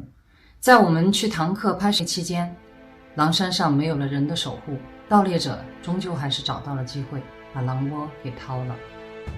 他们抓走了3只小狼，双截棍、福仔和小不点儿。飞毛腿跑得快，他侥幸逃脱了。我们根据监控的影像和牧民一块儿找到盗猎者，要回了其中2只小狼，福仔和小不点儿，而双截棍据说是送人了，不知去向。在老狼洞前留下的小狼们的影像，也成了唯一的一张4只小狼都齐全的影像。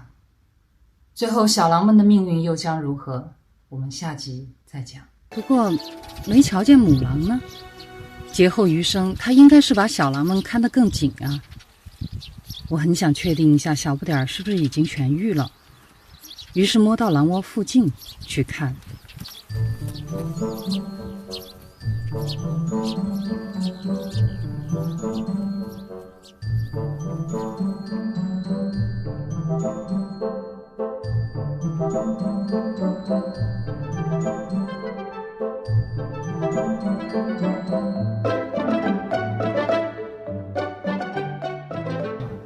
过去了之后呢，小家伙们还在那儿玩，而这个福仔和小不点儿，因为跟我们是打过交道的，不是特别的回避我们。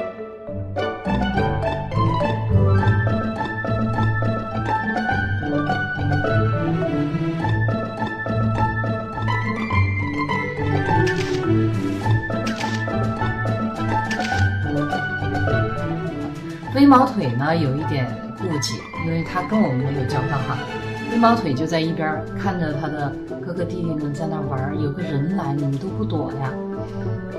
然后呢我就开始拍，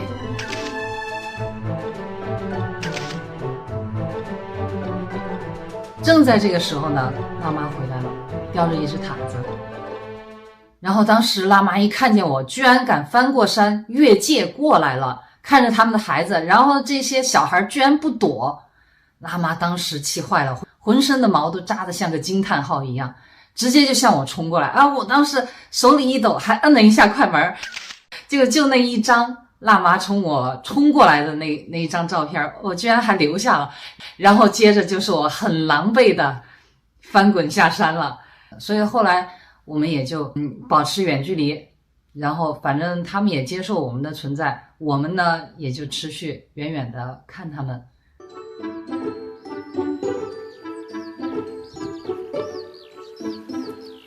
小狼们的食量越来越大，猎手们每天忙于外出捕猎，即使留守在狼窝边的辣妈和元老也不得不抽空觅食。我只有趁元老值班的时候才敢靠近一点。这只老狼比较好通融，它看见我过去时就会离开去喝水或者找点吃的，给我和小狼们留下相处的空间。但是只能看不能碰，我一直觉得辣妈就是想弄死我，不过后来看见另一只狼被辣妈咬得夹着尾巴逃跑，我心里就舒服了。我们记录下了狼群几乎所有的成员，但头狼始终不出现。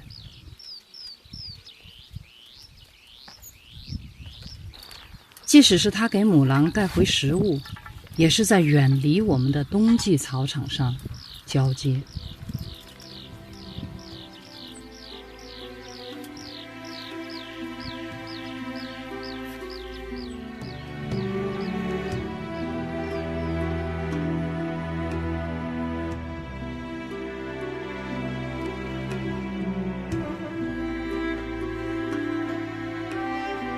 小狼出窝了，我们也感觉完成了一件事儿，剩下未了的心愿就是寻找格林了。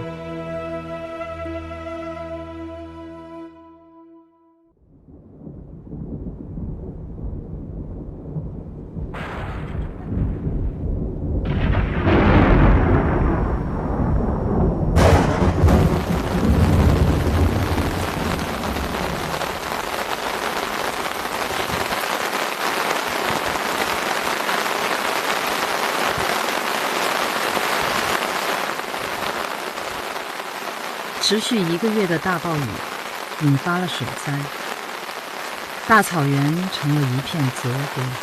你看，海都没远把头，你看水进了，这前头的这个水呢？房屋进水，车辆抛锚，草木腐荒。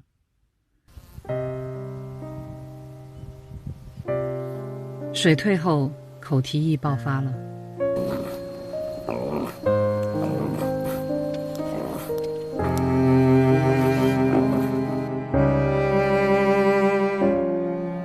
草原上到处可见病死的牛羊。疫情期间的牛羊肉，人是不敢吃的。食物短缺，对人和动物都是一场灾劫。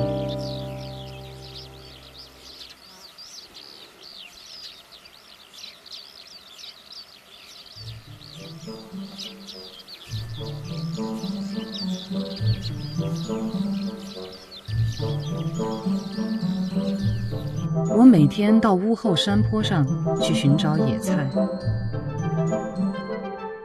这时候的乔默突然让我刮目相看了。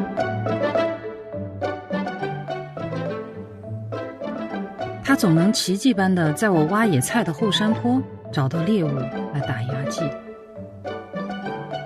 我们也只有羡慕的份儿。有一次，我眼看着乔默叼回来一只挺新鲜的野兔，很眼馋，刚走过去想跟他商量一下，他立刻把兔子从头到尾舔了一遍。好吧，算了。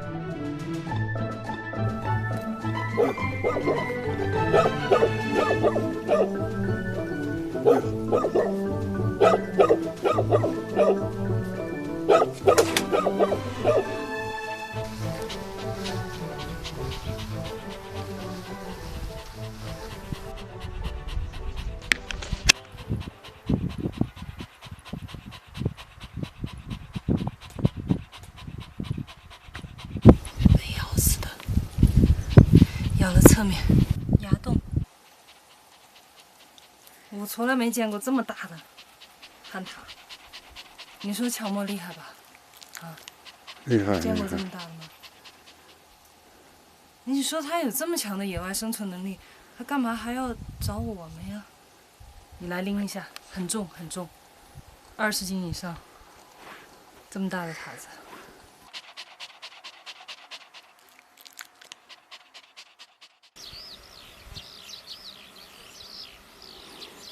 大量病死的牛羊无法掩埋，急需食腐动物来清洁草原。而这时，传来了让我意想不到的消息。我们的3只小狼福仔、飞毛腿、小不点也下山吃死牛，可是不走运，正好遇见了死牛贩子。他们抡起狗棒，骑着摩托就开追。3只小狼赶紧逃命。福仔和飞毛腿跑得最快，他们已经越过了围栏。可可是小不点腿上有旧伤，他跑不快，眼看着就快被人追上了。福仔突然掉头回去，挡在小不点和人之间。小不点逃脱了，福仔被当场爆头。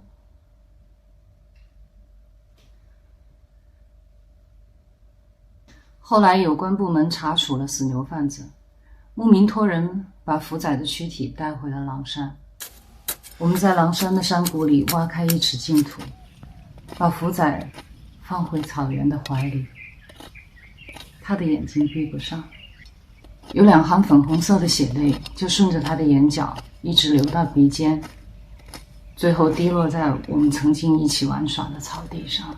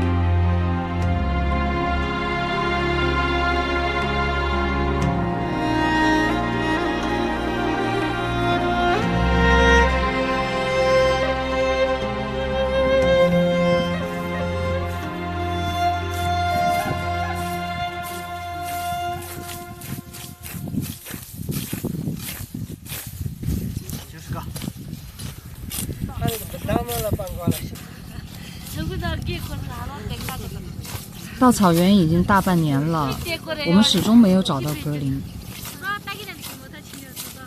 但却意外地得到了双截棍的下落。他被送到了几10公里外。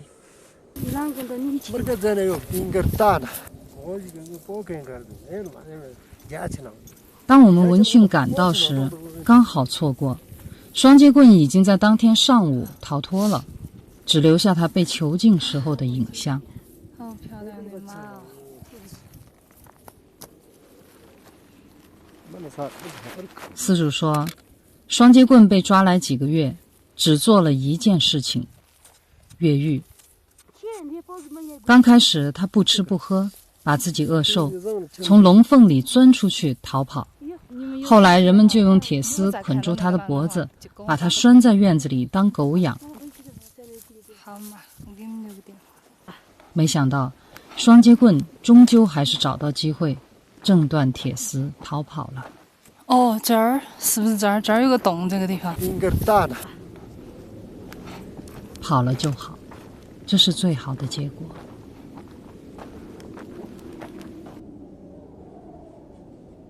入了冬，狼群往往跟着牦牛群走，猎食牛群中的老弱病残。牧民朋友动员我们也跟着牛群前去他们的牧场，或许遇见格林的机会更大一些。何况前些日子狼群才打了他们1头牦牛吃，可能还会再去的。我们犹豫再三，还是决定不走，就留在小屋。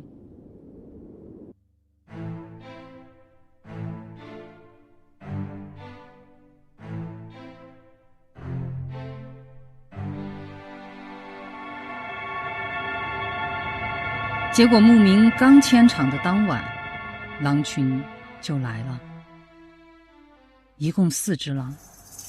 奇怪的是，我们的看家狗居然没报警，是易峰发现的。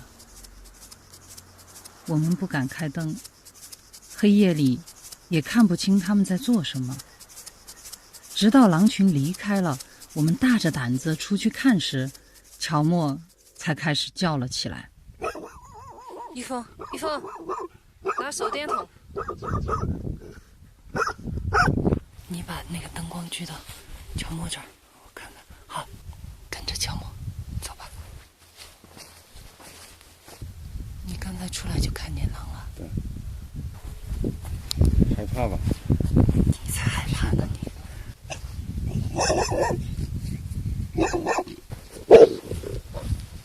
锁定乔默，锁定乔默。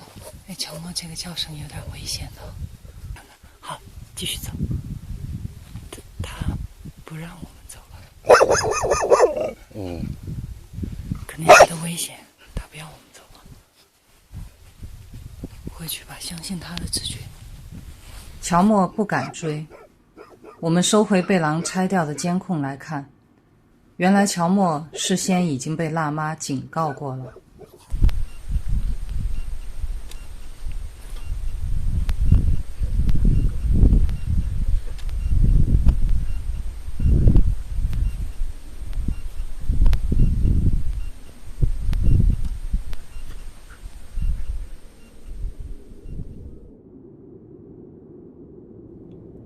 第二天，我们再查看狼群的踪迹，延伸到屋后的山坡上。在它们逗留的地方，撒着很多揉碎了的马脖，这是狼的伤药。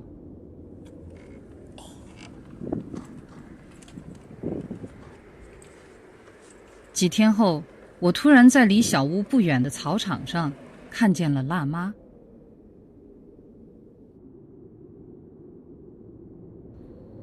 他是不是盯着我们的？他在那儿守着一个什么死东西啊？那么多乌鸦，但是他又没吃，好怪啊！我还是想过去看看。直到下午，辣妈仍然在原地守着，边赶乌鸦，边望着我们。太反常了。我还是决定鼓足勇气过去看看。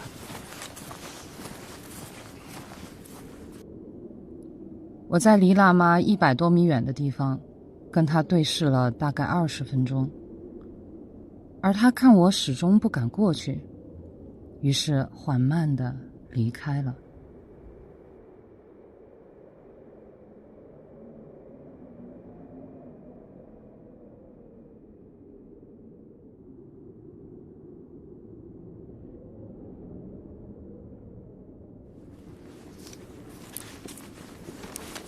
直到确认辣妈已经走远，我才去查看她遗留下的东西。呼叫一峰，发现一匹死狼，就在这儿。怎么可能啊？是一匹狼，确实是一匹狼。快，你快过来看一下。好的，马上赶到。等等，他还在喘气，好像是活的，还在喘气。小心一点。哦，飞毛腿啊！那肚子上有个洞，你记不记得上一次那个牦牛，他去单挑那个牦牛，被牦牛顶了一下的那只？大狼呢？大狼撤了，我在这儿已经有点久了。你看看他眼睛有没有事儿？刚才渡鸦啄他眼睛。没有知觉了，好像。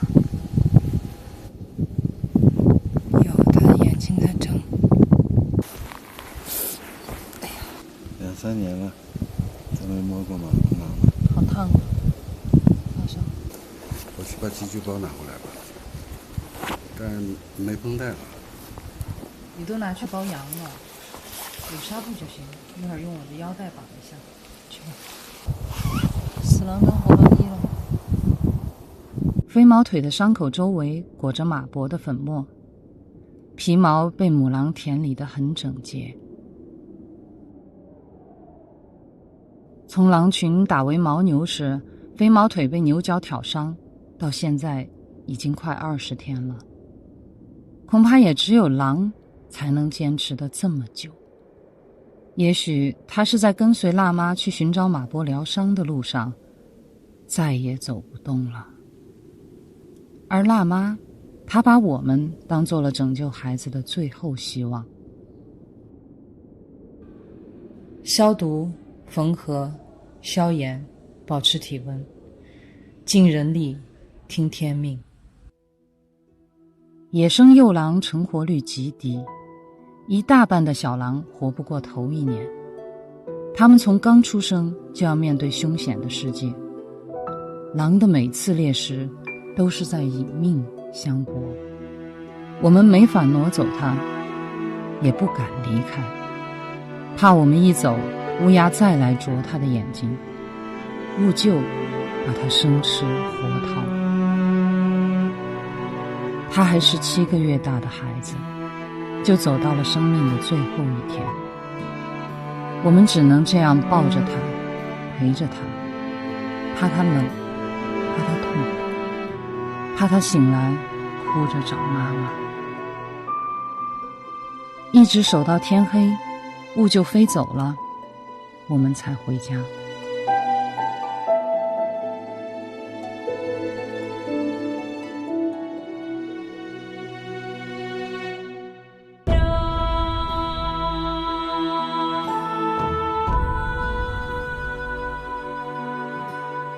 第2天天不亮，我们就去看飞毛腿。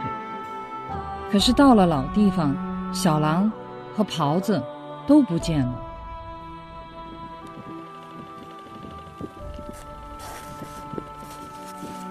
附近的积雪上留下了一串硕大的爪印。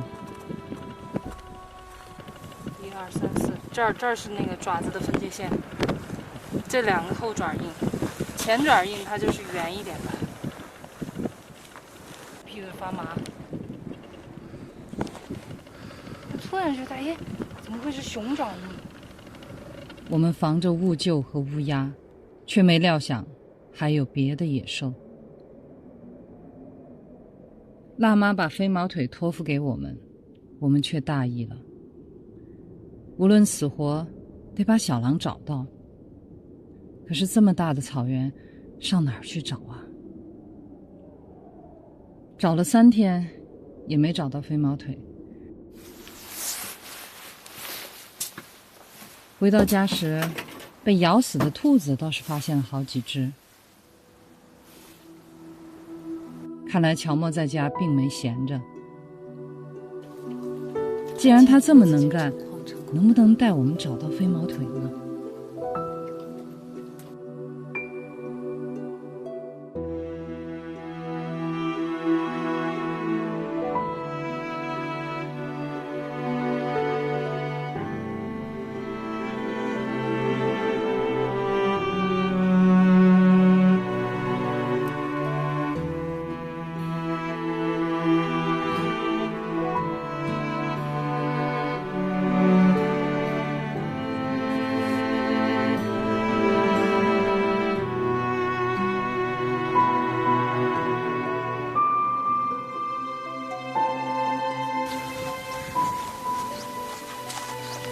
是什么？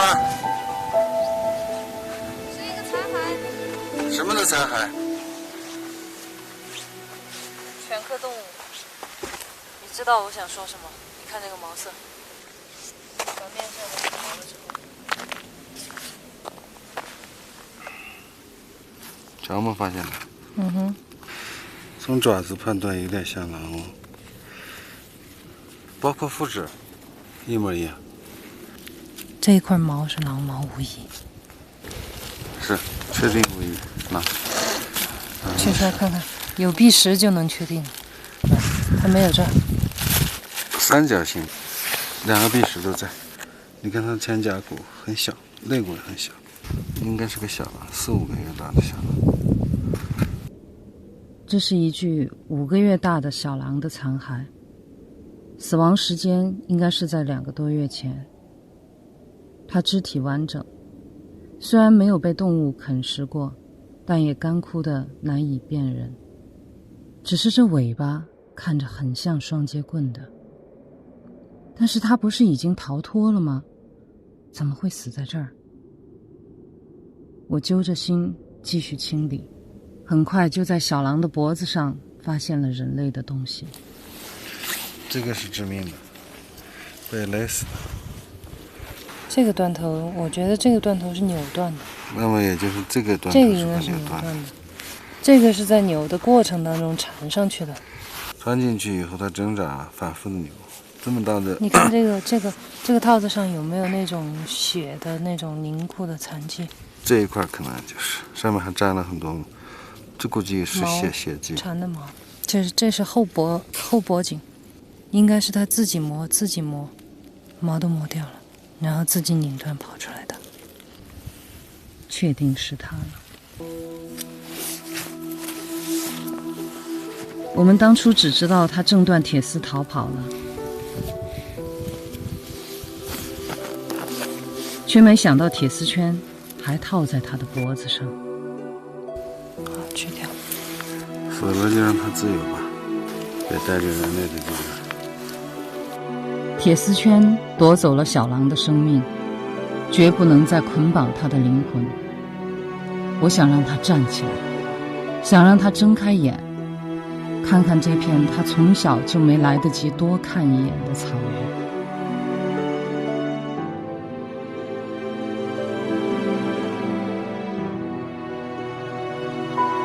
我们收集双节棍的骨骸，揉进粘土中，重塑狼身。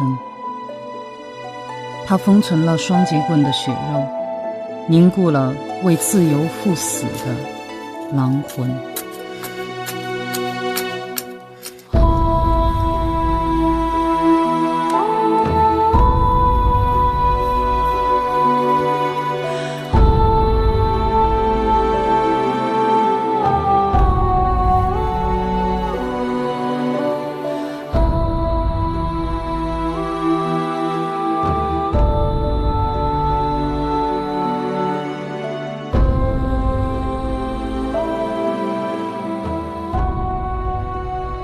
在这片草原上，曾经有一只小狼，带着铁丝圈，翻山越岭，奔跑在回家的路上。遥遥几十公里，经过人类的村庄、公路、黑河、草甸、沼泽、沙漠，属于它的时间不多了。它的身体每成长一点，喉咙上的铁丝就勒紧一点，死亡和家都在前面等着他。他用生命中最后的力量重返狼群，把最后的呼吸留在了家园。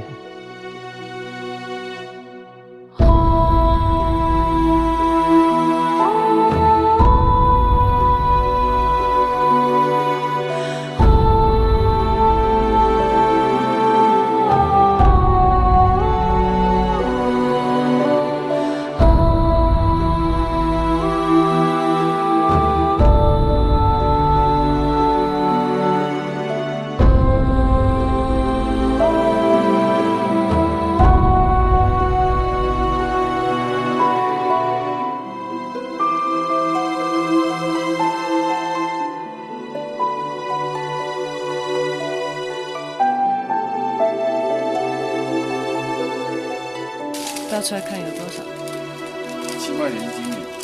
没有吧？哇！而且还很干净，一点土和沙子都没看，连耗子屎都没有哈。没有。我们的粮食被草原鼠给吃了，我们不得不冒着风雪出山备粮。在县城里，我听到了一个惊悚的传闻：狼群吃了一个人。这让我们很诧异，辗转打听了很多人，最后有知情者告诉我们，不久前他远远看见狼群拖了一个人上山去了。好，再见。好，拜拜。哎，谢谢了。拜拜。哎，好。后来还有人在山里发现了遇害者的衣服，我们问清了方位，去山里寻找。我觉得在那个山旮旯里吧。上来。啊？哦。放下你衣服啊！看这，把相机放下吧。来，过来看一下。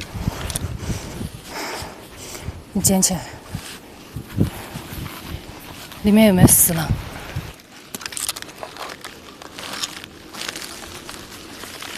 是你那件，没错。怎么会弄到这儿来？这是我用来包裹飞毛腿的袍子。看来那天是狼群把它带走了，而我莫名成了狼伤人事件的遇难者。那么，又有多少狼吃人的故事是真实的呢？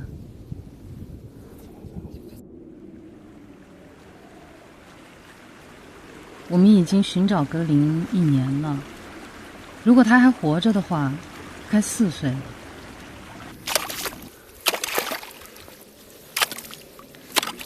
12月21日，清晨取水时间，我再次发现了叠放在一起的2只兔子，这让我越来越疑惑，因为在这之前，我经常在去河边打水的必经之路上发现猎物。还是软的。又捡到一只死兔子。你看看，肯定是今天早上的。昨天晚上的话，早就冻硬了。这些猎物基本都是被一口断后，甚至有一只兔子就放在我们的门外。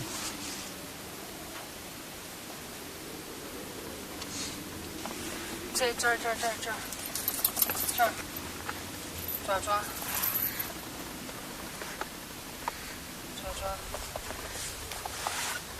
这边还有爪踩上来了，乔木拴起，乔木手上，应该是今天早上，后半夜落的雪吧，后半夜落的雪带的吧。上门。这是你带的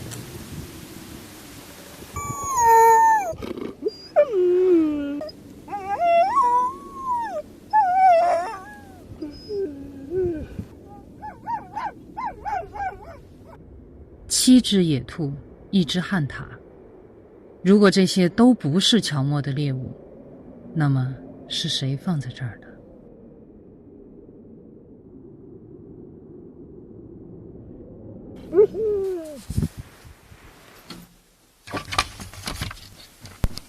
你看乔莫，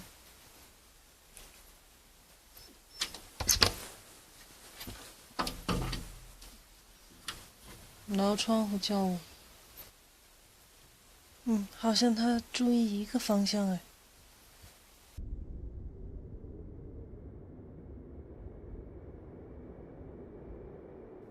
狼雕好像被什么动物动过，我们决定放一组遥控摄像机在狼雕周围观察一下。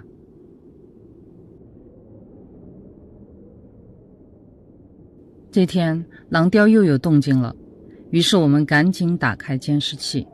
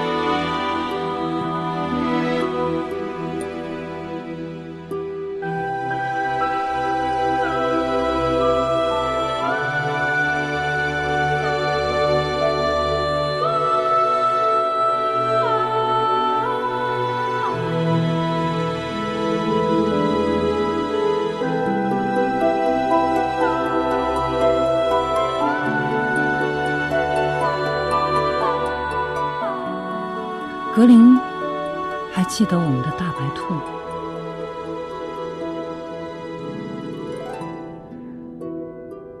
分别3年了，我曾经幻想过无数次与格林再见面的场景，但绝不是在他孩子的墓前。福仔没了，小不点失踪，双截棍没了，只有飞毛腿死里逃生。格林的命是人救的，他的家也因人而散。这些年他们是怎么活下来的？他们又能如何看待人类？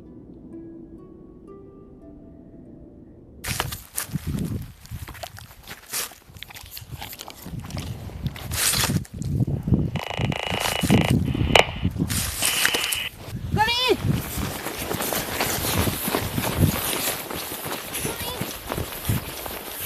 先别管，追格林，快！格林，格林，格林。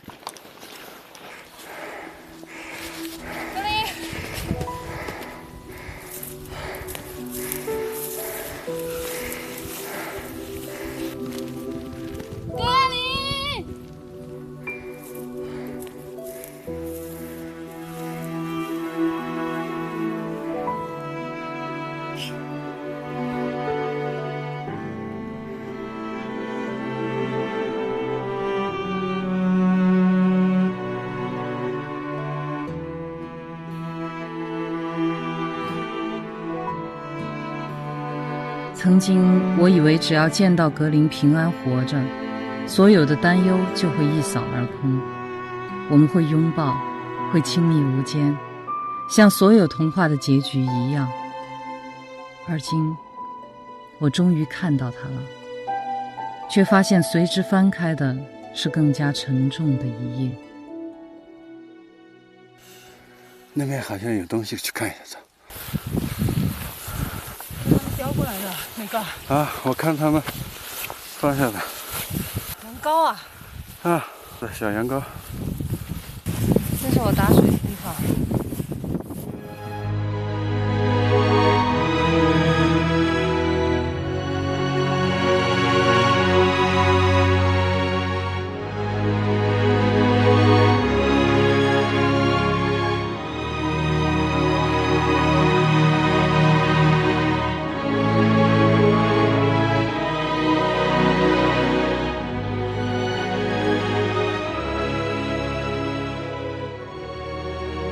他是从什么时候就知道我们回来的？在山梁呼唤他的时候，再看我！在小屋升起人烟的时候，还是在狼窝前守护小狼的时候。我能感觉到他就在这狼群当中。幸福原本就在身侧，我们却为求之不得而苦恼。狼还是原来的样子，人走得太快了。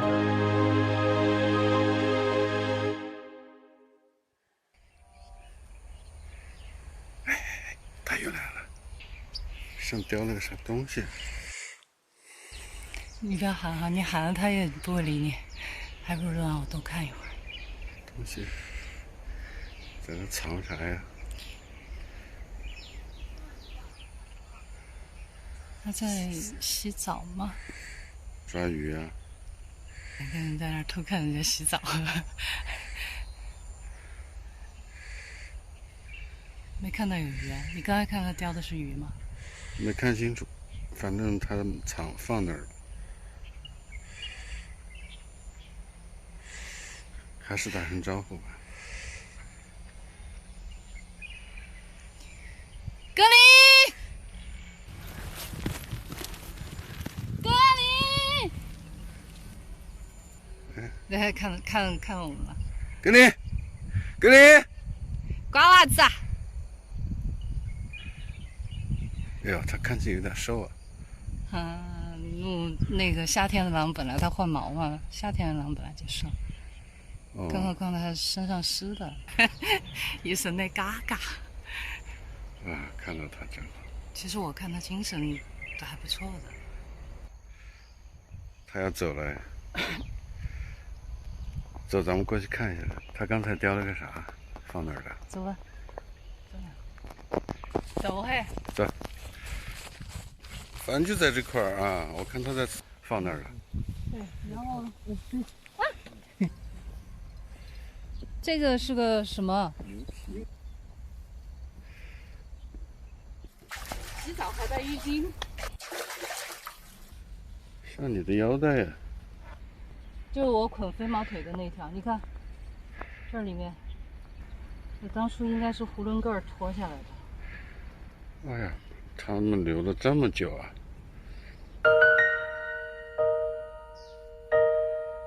不知道这么多年的东西了，他还留着干嘛？哈臭臭的哈。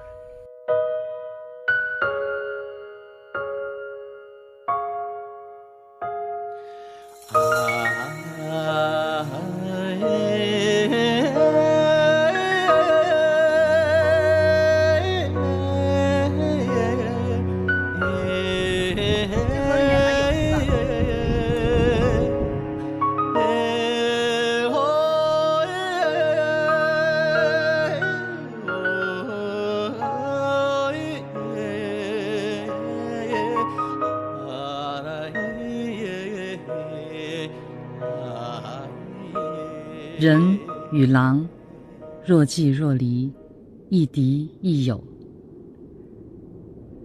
我们付出的每一点爱，都去了它该去的地方。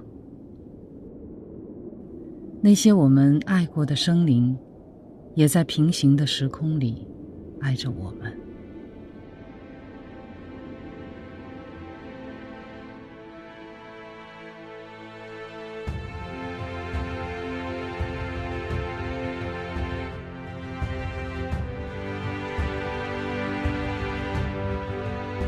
重返狼群的往事就讲到这里，更多的故事在天地间。